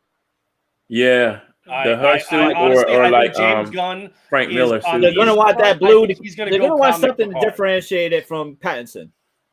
Yeah. Differentiated from Pattinson, and just to say, look, this is the new DCU that, Look, that we're. I wouldn't mind him having He's going to want him. He basically, I feel like, and I'm hoping that he's going to want to come in swinging his dick, talking about, look, I read comic books, motherfuckers. Yeah. And I really hope that that's what he's. You think going he'll to have try to push here. the Frank That, Miller like, I ears? actually read comic books. Here's what he looks like, and you know what I mean. What about the ear? What about the ears? Are they be long, medium, or short? See, I don't care as much about the ears. I think they'll be he, medium. Me too. Probably medium. medium. Because if they make them too long, then that's over exaggerated. It's gonna look, I think it'd be medium. What I would love to see, Killmonger though, says with Gunn slating Lantern is going to be like True Detective and Paradise Lost, like Game of Thrones. Should we expect a serious tone with or without Trump? For who? Superman? No, for Green Lantern. For Green Lantern. But Green Lantern don't have trunks, so I'm not sure. No, he got like a jumpsuit. No, I think he meant because they're saying True Detective and Game of Thrones for those. Across the board? Does that mean what are we going to get for like Superman, Batman kind of thing? I think. I feel like it'll be with or without trunks. So I'm not sure how that question. I mean, look, Christopher Reeve's Superman was serious and he had trunks. Yep. He damn sure did. But there was also camp in that too, as Clark Kent. And here's my thing, and this is the big thing. Overall. I feel like this is the big thing that I really want for this DCU. I want them to do in the cinematic universe they're creating what we've had in comic books for the last 75 years. I want there to be a universe where you can have the funny and the goofy, and you can have the dark and the serious, and you can have everything in between. It has to be, and it can still be part of the same universe. You treat it's like I can read, because the thing is, you can read a Green Arrow, and then you can jump into a Nightwing, and then you can jump into a Suicide Squad, then you can jump into Detective Comics, right? They're all still in the same universe. You can read wacky stuff and then dead serious stuff, and they'll still be in the same universe. All right. I think overall they will try to make that it in the MCU, and I want that in the DCU. Right. It's a struggle for MCU because so much of their stuff is, they add the Guardians of the Galaxy kind of tint to a lot of things and makes it funny that shouldn't be funny. And I don't think that DC will do that as much, but I think that will even though it's kind of like conflicting opinions on this, because I feel like Gunn does that with his movies, but I feel like the movies outside of what he's directly involved in has more likely, to be serious if it's supposed to be. And I think that that's what they're going to hopefully go for. Is if it's supposed to be serious, it's going to be serious. But if it's supposed to be funny, be funny. I'm really worried about Superman because, again, that's supposed to be lighter, brighter, more wholesome and stuff like that, as opposed to the brooding New 52 type we got with Snyder. but Superman doesn't crack jokes. There's not Right. No. scenarios. It's just Yeah. a more lighter, hopeful, brighter Boy Scout type Superman. And I don't know if Gunn can do that. I hope he proves me wrong and writes Supes how he's supposed to We be. have to see if they can understand when to lean into one side Right. and when Yeah. to lean into another. Because the thing is, look, in the MCU, we can have the Winter Soldier, very Yeah. serious, like 70s political Yep. style thriller, and then we can have Ms. Marvel, right? And we can have Moon Knight. We can have all these different versions Right. of characters and different tones still exist in the same world, right? Where you can see, you know, Tony Stark dying and like it's a gut punch, and the next movie or show you can be laughing your ass off at something, right? I'm not saying that Marvel has gotten the balance perfect, but they've done it. But a much this is better also job why I than think many some others people have. are nervous with Gunn at the helm. Will he try to add that Guardians of the Galaxy, Suicide Squad humor, That's what or I don't dark want. humor across Yeah. the board Yeah. to those films? And I think Yeah, I that's don't want like a legitimate concern because That's my nobody wants concern. to see slapstick comedy in Batman No, or no, Superman. Now, if no. they put that in you know, and keep that in the Waller type shows or Creature Commandos and where it belongs, fine, because there's supposed to be a place for comedy and The Booster there's Gold supposed to be a shit. place for dark and there's Yeah. supposed to be a Yeah. place for in between. I really and want them really to, hopeful that they know when to push those buttons and when to let it be serious because it's I think Booster it's Gold. obviously it's always DC Comics has always been a more thought of as a more mature universe with serious themes and like even as a kid, it was Marvel was kind of thought of as more for kids and DC more for adults with like shit. Dark Knight and Watchmen and DC shit like was that. more We about had- darker villains. Right. We had that Speedy. We had perception Speedy and- doing yeah. drugs. Speedy was getting Right. high. You know what I'm Yeah. saying? Now here's the thing, and this is actually one of the, I should have mentioned this a while ago tonight, but this is one of the things that has got me really excited. Like other stuff, I'm like, okay, this could be really cool. This could be cool. There's some hesitancy. The thing I'm fucking massively excited about is that they've actually codified it. They've actually said Elseworlds, that they are going, that Elseworlds is going to be its own brand. And they can tell Elseworld stories because that's the other thing you got to remember is there are really great directors out there that are like, look, I don't want to come in and do this exactly in the framework that fits into something that you've already determined for your universe 5 years ago. And so I don't have the freedom to do what I want. And I don't want to have to commit to 6 fucking movies, or I've got to make sure that the thing that I do in this sets up something in somebody else's movie, right? So there are a lot of actors and a lot of directors that will be interested in the concept of an Elseworlds where they can come in and they don't have to worry about continuity and what everybody else has been doing for 5 They can years. play in other movies. their own portrayal. And I'm going to come in. Look, I've got a great idea for this movie. Like somebody could come in. We could see Thomas Wayne. We could see that red and black bat suit. We could see some great shit. There's tons of stories that think Kingdom about Come, DC like Black you did. Label. Think of, Just we mentioned. could get Yeah. now this is the other cool thing. Remember, they were talking a lot about Constantine and Keanu If Reeves. they get that shit wrong, I would be so But I'll fucking be here's mad the as thing, hell. here's I the would thing. be so Yeah, Yeah, fucking but so many mad. people have a different Elseworlds- opinion on what's right or wrong. Some Yeah. people With still want Matt Elseworlds, Ryan. we have the Some people want potential to Keanu. have a Constantine in the DCU proper and So have is it- another version as an Elseworlds Right. story. I say get Matt So Ryan we for could- proper and get Keanu Exactly. for Elseworlds. But we could have, like, think about all this great stories in DC Black Label. Think about Batman White Yeah. Knight. Yeah. Yeah. Elseworlds Justice League now Dark. gives them the opportunity Justice to League tell Dark. those. And I Mhm. really think Gunn recognizes that, well, fuck, Joker made $1 billion and they're making a sequel. The Matt Reeves Batman didn't make $1 billion, but it made damn near close and it was very fucking good and very successful. They're Yeah. making another one.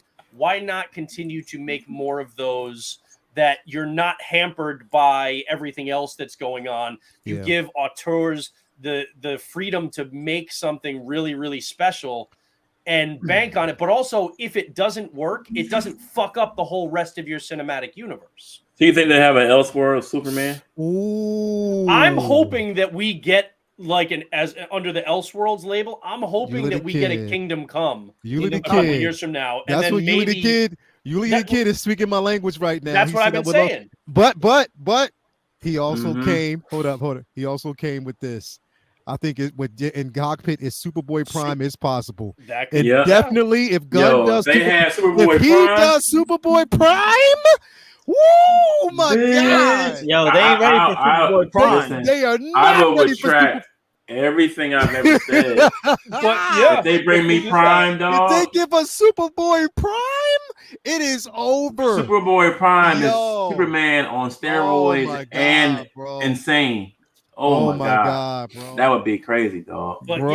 yeah, I mean the Elseworlds label and the fact that they've said that they're doing it, and that's what the Joker and that's what the Batman movies are under, and they're gonna end up having their own like intro logo at the end that's like branded. You know, Didn't DC they ask him about was it Reeves Batman meeting Superman at some point in his world? No, they didn't. He won't at all. No. I'm saying Reeves was saying, not James Gunn. I'm talking about Reeves. Reeves didn't years ago, want it, he but just this was said before the that reboot. that for what he was trying to tell, it wouldn't fit. He said that doesn't mean it couldn't happen down the road. He just doesn't see it happening.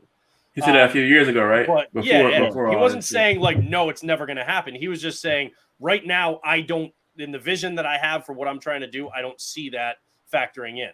Could it happen down the road? Sure. I don't think it needs to because now we have the Elseworlds brand. That was only a They frustrating can do statement back when there something wasn't any other version of Batman. Because Catwoman, James Gunn? Catwoman mentioned Metropolis too. There's James so many Gunn? things that they Batman can do movie. now. Listen. Yeah. James Gunn, if you are watching right now, Of course. please, with everything in me, please This just got really intimate. give me this. Please give me this. This is all I want. Yeah, bro. Give me Yeah. this. He was That's a all I perfect want. Sinestro, dog. If He you killed give it. me this, He I was am a perfect as believer. Sinestro. He was perfect, bro. You know who he could also be, again, you know, get jacked up or have to use a little CG, but Give I me thought this. he could be a really good Black Adam. Yeah, but he's too short. Sinestro, he could bro. also be Professor X. He could. There's so many roles that I think he would be really good. Bro, I But need he's too short for Adam. Though. He's too this. short for Black Adam. I need him He's back like as he's Sinestro. like 6'3", 6'4", dude. Who? He's not much Who, shorter this than guy? The Rock. Mark Strong, yeah, he's a big dude. I need this. I thought he was short.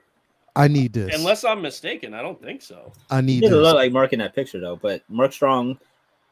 I mean, He That's was a Sinestro, dope bro. Sinestro. Sinestro. that he was set up on to point. Sinestro. It's like I don't care. That was Bro. one I of the sat there in best the parts theater of that thinking movie, like, I don't dog. care how bad Darkest this movie Night. was. This Yeah. movie Darkest set Night. up this. Give me. Mark Give me Strong Darkest is Night. 6'2". He's Give me 6'2". Darkest Oh, Night. we're the same height, so he tall. Okay. Give me Darkest Night, We bro. can do I it. just need that. If you give me Yeah. that, oh my Yeah. God, bro. I hope they lead up to something like that. He is That Sinestro. could be a great. But To have and again, Sinestro in this new DC and then Superboy Prime. the God fact dang. that we have the DCU proper and then we have Elseworlds means that Bruh. in the past it's like we were like, okay, they're going in this direction. That means we're absolutely not getting this thing over here. But now, Superboy Prime. just because See, they do now I'm something in the happy. main continuity doesn't mean that we can't Yeah. get something that we really wanted. Hey, It just means they've got to do it in Elseworlds. They're not Hey, going to do everything. listen. and So- Elseworlds, So Cavill we know of Kingdom Come. we Cavill know- of that's Kingdom what I Come. would say. know. Kingdom Come. we know that James Gunn, he pretty much answers people's questions. So all of us, I think we should tweet him and say, hey, is Superboy Prime on the slate? We should do it. Also, Just to at see if he James was I fine. hate Twitter, but I'll Batman do White it. Eyes? Question mark. Yeah, do that shit. He responds to people on Instagram too. Oh, does he? Yeah. So under his Instagram I want post, the whited out eyes. That's number one. then for put me. that shit Whited up. out eyes. Number Put one. it up now.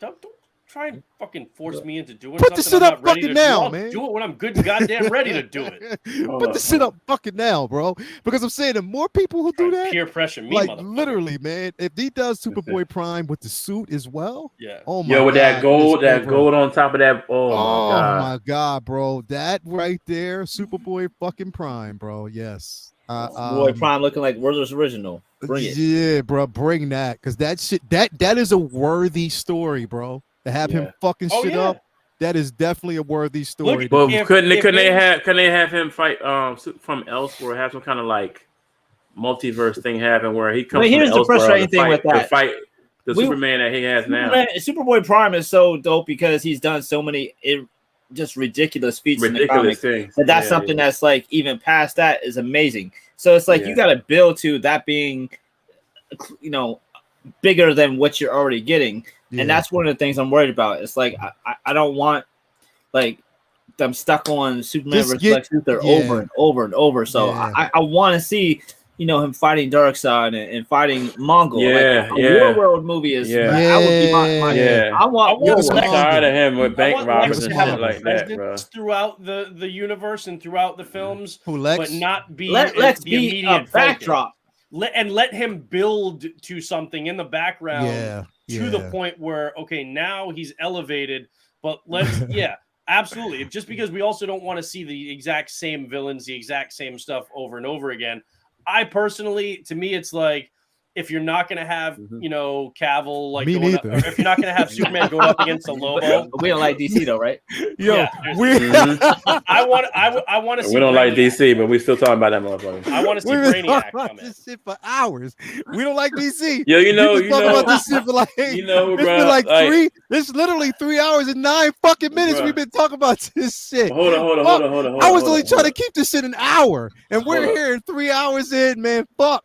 I know You Toy's know- up there sleep. You Damn. know, you know who else, bro? Like for One Lex Luthor? eternity later. So what do y'all think? Right. Like I don't care how old he gets, bro. Billy Zane would still be perfect as Lex. You don't think so? Billy Zane, I know he's old now. I know he's old. he was the bomb as Phantom. Yep, they don't remember that. They don't remember that movie. They don't know that movie. Because that was also the Ben Affleck was the bomb in Phantoms. Yeah. I got to think about Lex, man. Billy Who I Zane. think could actually play Lex, because there's Michael Rosenbaum. Smallville Bring all him in. day. All day. Oh, Bring see, him now back. he's on the fucking Smallville hype train. He was when Who? it wasn't a minute ago when he's talking about Superman, but now when he's like, No. oh, yeah, bring back I'm Michael talking about Rosenbaum, no. I'm Yeah, talking about. okay, Listen His to me. age. Okay. Listen to me. Uh-huh. Rosenbaum as Lex, all through Small. I love Smallville. I'm not gonna lie. I don't want to see it done all over again.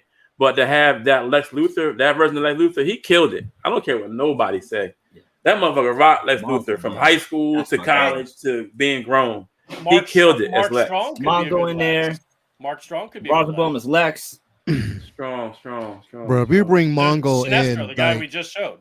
Mongo, Oh yeah. He could be If you good. bring Mongo in, like that makes for such that right there. Mongo and here would is, be- around, but just you had, know like- what? Again, if anybody can do it, James Gunn would be the person to bring someone like Mongo in. Yeah, I want him to fight Because something bigger than he's going bank to robbers, deviate. dog. He's going to definitely deviate from what's Yeah. normal. You know what I mean? Yeah, Like look, shit, Mongo, bro. Mongo, Brainiac. he Give me can fight Brainiac. Metallo. You can bring Metallo in it Brainiac. as well. I don't mind Yep. that. Like you can bring these individuals in there. It would make such a Metallo, such good sense. Brainiac. Yeah.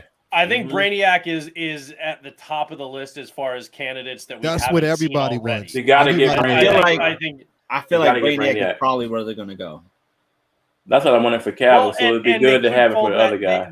They I don't know if he's going to be the first one, but they could fold that into Supergirl's story and then have Brainiac come in as, you know, a larger villain for like a Justice League movie or the second Super. I don't know if he's going to be the first one out of the gate for like Superman Legacy. Well, he might be. Maybe. He might be following a Supergirl story from the comics. The Woman of Tomorrow, where she's on the asteroid living. Yeah. So she's like hardcore Supergirl. She's not like the nice, sweet Kara. She's like the fucking Right. Yeah. I'll kill you first Kara type shit. Because she's been an asteroid from Krypton all those years. So I think we're gonna get But that that's version. also Evil good because Superman, they're nah, going to people give be her a bitching again. different personality so she doesn't just come across as Superman light. Right? Okay, Yeah, They all right. differentiate so Another people question. actually give a shit about her as a character. So Yeah, I have another question. What's up? This is James Gunn. Do you think that eventually we're going to get Power Girl, bro? No, don't even do it because you ain't gonna do it with the kidney, so don't even do it.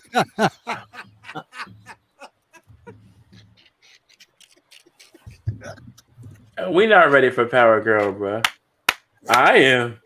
I know what she look like. I'm just, As long as they do her right. I'm As just long being as they do her real. right. Brendan's As long sitting as back. they He's do her right. like, I'm saying. They're gonna have Power Girl like this. Yup. She's gonna be wearing a long sweater by the time we get Power Girl. As long as they do Power Girl right, I'm all for it. That white and red in it. That white and red and blue. I was thinking like back in the day, if it was like the 90s, it would have been Pamela Anderson cast as Power Girl. Probably. Perfect. Perfect too. More than Perfect. More than likely. I mean, I wouldn't say perfect. Maybe look wise. So I wouldn't say perfect as far as acting. Well, I'm not talking about her acting chops. I'm talking about her looks. On a serious note, though, do we know? Okay, because I know that they said that. So we talked about this yesterday. They said that Margot Robbie has signed a multi-picture deal. So have they even announced that she's coming back? No.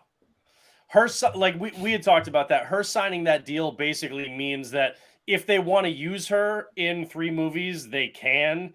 And if they like cancel the contract, like that, she'll get like a payout of like whatever the penalty is. But like, it's not like, oh yeah, we're guaranteed we're going to use you in this role in this movie. Like, it's more like if they want to now, they've got. They could bring her. They can dip her in if they want to. They have her under that. I'm one of the few people who it's like I've seen enough Harley. We've had her jammed down our throats for too many movies. I need a little diet from her. She's good as a character. She got that Harley movie was one of the worst movies I've ever seen. It definitely was. Harley. It definitely was. Birds of unless they. I mean, I don't know. Unless they tried to do like a more like animated series, like go back and do a Harley like that. Or what if they? I mean, not that she's been around for very long and she's not like a massive character, but what if they kept Harley but like brought in Punchline? Yeah, that'd be cool. I need Punchline in. I would definitely see Punchline in there. Punchline is a fairly popular character in modern comics right now, but she like the new Harley. She doesn't have a ton of history that you've got to deal with, so they could bring somebody in, do that pretty fresh. You could, I mean, that there's a lot of potential there. Yeah. Again, it depends on if you have all the right pieces around, because you would for Punchline you'd need Joker, like you'd have to have all those puzzle pieces in the right place. But could be cool. So now your thoughts on this? Do you think because of all the stained history currently right now with the Snyderverse that he's going to completely deviate from Darkseid? Yeah, I hope not, bro. Like, I mean, we was right there to see the fight between Darkseid and the JLA.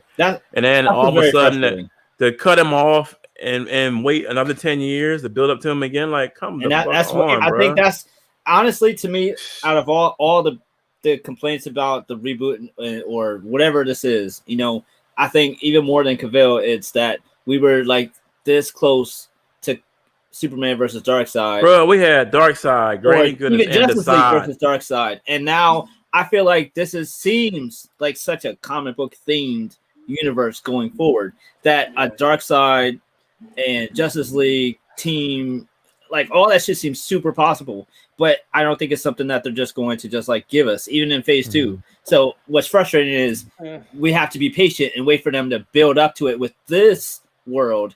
And when we were like literally one sequel away from getting the Justice League versus Darkseid, which every person who's ever picked up a DC comic for the most part couldn't imagine in a million years. I mean, I don't want them to give up on that just because they're kind of starting over. I still want that. Darkseid versus Superman is as much of a DC as Avengers versus Thanos. I mean, you got to do it. I don't think they'll just immediately be like, we're not going to touch Darkseid because of the Snyderverse. I think if James Gunn's got a story that he wants to tell that involves Darkseid, I think he'll do it because I think he'll make a concerted effort to make it a different interpretation of Darkseid than what was done in the Snyder Cut, different look and everything. But the other thing too, we got to remember is that James Gunn is a comic fan, whether you love the slate that he's done or like the casting or not. He's a longtime comic book fan and a filmmaker who now has the power of a head of studio. Grayskull. That doesn't happen very often, right? And so Zaslav will make certain kind of decisions up above him, but basically James Gunn and Peter Safran have free reign to do whatever the fuck they want. And no real comic book fan and director has ever had that before. So if James Gunn has a story that he wants to tell with Darkseid, he's going to fucking do it because nobody's going to tell him not to.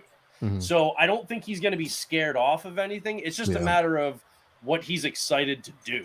And if it Yeah. involves Darkseid, I think we'll get Darkseid. The other one to thing remember is Superman, you've got Lex, Darkseid, Brainiac. Those are the top 3 villains right there. You can't dick around and delay those for too long. Eventually, you got to get to someone. The one thing that Gunn said that I do like, again, like there's a lot of positives definitely to take a lot out of this though, and I see it in this way. Gunn honestly even admitted that there are certain things about the Guardians that he didn't want to approach. He wanted to approach it a totally different way, but he wasn't given the opportunity to do so. Even the look of the characters, he said he had to fight tooth and nail just to get these costumes, get to go back to Origins to get it. You know what I mean? So now, being that he's with DC, he gets to play around where they're saying, look, you can put in, it's your vision, your interpretation. Nobody's telling him what he can and cannot what he do. cannot do. So, And I love that, because then we can get more comic accurate characters, which has been a huge like Achilles heel for Warner Brothers DC products, is they've tried to ground everything. Like everything, not everything is Nolan versus Batman. There's fucking, a whole world out there that they're cut themselves off from because they feel like, a movie with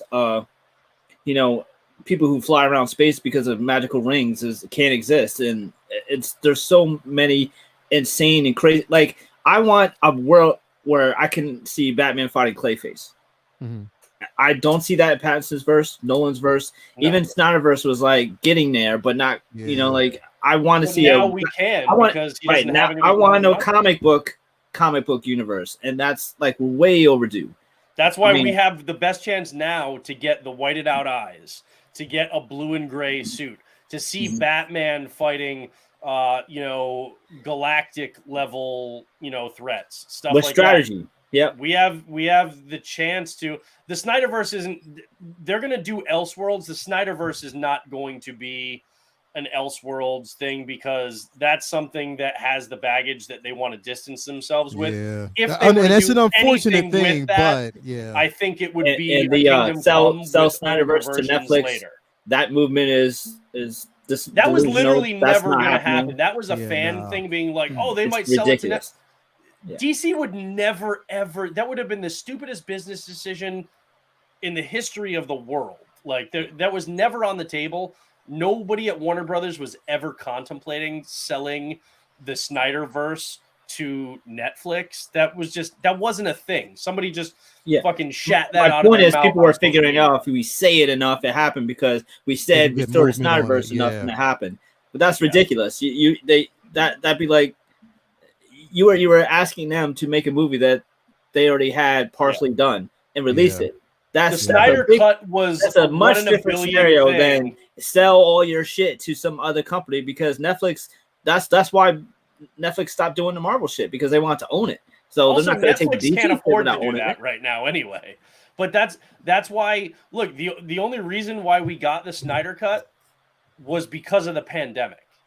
If COVID wasn't a thing, we never would have seen the Snyder Cut. Never would have seen it. Yeah. Right. Warner Brothers needed to generate revenue, and they thought that was the best way to get people to subscribe to their streaming service, because they were putting everything on streaming, because theatrical was dead. Had the pandemic not happened, we never would have seen a hint of the Snyder Cut. Facts, because they weren't going to take that risk and do it cinematically at all. They hated it. They hated doing it every step of the way. Yeah. It was not the hashtags, as much as people want to believe in the power of social media and fandom. The hashtags had dick all to do with it. It was COVID, plain and simple. Facts. That's the facts. We would not have seen that cinematically. It would have made for a good cinema if they would have did that. But at the same, no, we wouldn't, because they weren't behind it 100%. It was just a shut up, just to finish your story. And then, we can shut you up and get it moving, even though there was a lot of traction with that. So honestly, like, I'm okay. I mean, and this is it's not a popular opinion, but I am okay that they're not continuing with that, because the thing is, there's blemishes on that, because it's always a constant conversation, and it's going to be compared. We need something fresh. Yes, it was a storyline that should have been done and finished, but it's not. So now we have to basically move on. It's just Can't cry over now spilt milk. we have to see where this is going to go. Again, it's okay to have skepticism. Not saying that you can't. It's okay to have skepticism and voice your opinion. But at the same time, we still got to wait. And if he changes, like, look, it's not that he needs to change my mind, because again, I want to believe in him, and I want to believe that DC is going to be successful. That's why I am on board for. I mean, a lot of people don't really know it, but I am on board for a show like, or a film like Authorities, because there's a lot of richness in that storyline. If, like Vinny's been saying, if they get it right. If you get it right, and if you don't basically restrain yourself and you go all in on it, which Gunn, I think if anybody can do this, James Gunn will be that person to do it. Renz Talentino, oh wow, 3-hour stream. Yes, we are ending this shit now because it's almost 3.5 hours. Yes. So again, thank you guys for basically coming. I'm not even going around asking these motherfuckers what they got. Jason coming. already fucking dipped out. I know he dipped. So we're going to end this now. Thank you for reminding me, Renz Talentino, but it was a great discussion all around. And hey, check it out. Hey, Ronan, check it out. If you still here, bro, this show was for you, bro. Now you get all the DC content and talks you want, bro. We did this for you, brother. So definitely thank you for being here. Brandon, sorry, it's not 100% true. It was a combo. What was a combo? I don't know who he's talking to. My name's Brendan. He's talking to Brandon. I think he did the Snyderverse cut, why it came out, because it wasn't. That's okay. Hey, I support your right to be wrong. That's okay. Renz Talentino said R&B stream, a Robert Ma Burnett stream. Yeah. No, he goes for like 6 fucking hours. You Lael and Rob will just stream for like, they'll just do marathons. I feel sorry for anybody who pays any attention to shit getting review bombed. If you need to look at a website to decide if you want to see a movie or not, I feel bad for you. Make your own like people mind review bombing the third episode of The people Last review of Us. bomb, Man, that like, is get a life. Yeah, it is. Review bombers, like, make up your own mind. I can't imagine checking Rotten Tomatoes before I go to the theater. Just go. I literally never check Rotten Tomatoes for hell yeah, bro. That's what it is. When it's good, and we went 3 fucking hours. This is a record. Yo, 3.5 hours. It's the record for this show. Like, we never go fucking 3 hours. We might spend like 2 hours after the show, which we're not doing tonight, because as soon as we get out of here, This was the little blue pill stream. It was the little blue pill stream. We'll have one of these every This was now and then. the Snyder cut of Comic Book Talk with Friends. Yo, if this shit would have went fucking 4 hours, yes, it would have been straight up. We should, I should do an edit and put like the little segments in between, like what they did with the Zack Snyder cut, make it bro. black and white and make it 4x3. And put the little Brendan, bro, you have to do it, bro. You have to do an edit. You got to do an edit. You have to do a fucking edit, bro. You know what? From now on, Brendan's segments are going to be intermissions. You're going to have that. But he has to do intermission segments too, so they can go take piss breaks during the pods.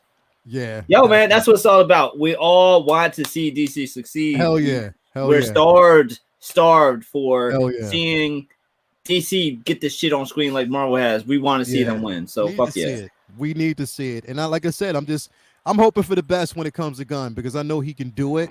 And the thing is, I know he's just as passionate as fuck, because if he wasn't, he wouldn't be answering all these fucking streams, like these tweets and Instagram posts that people put up.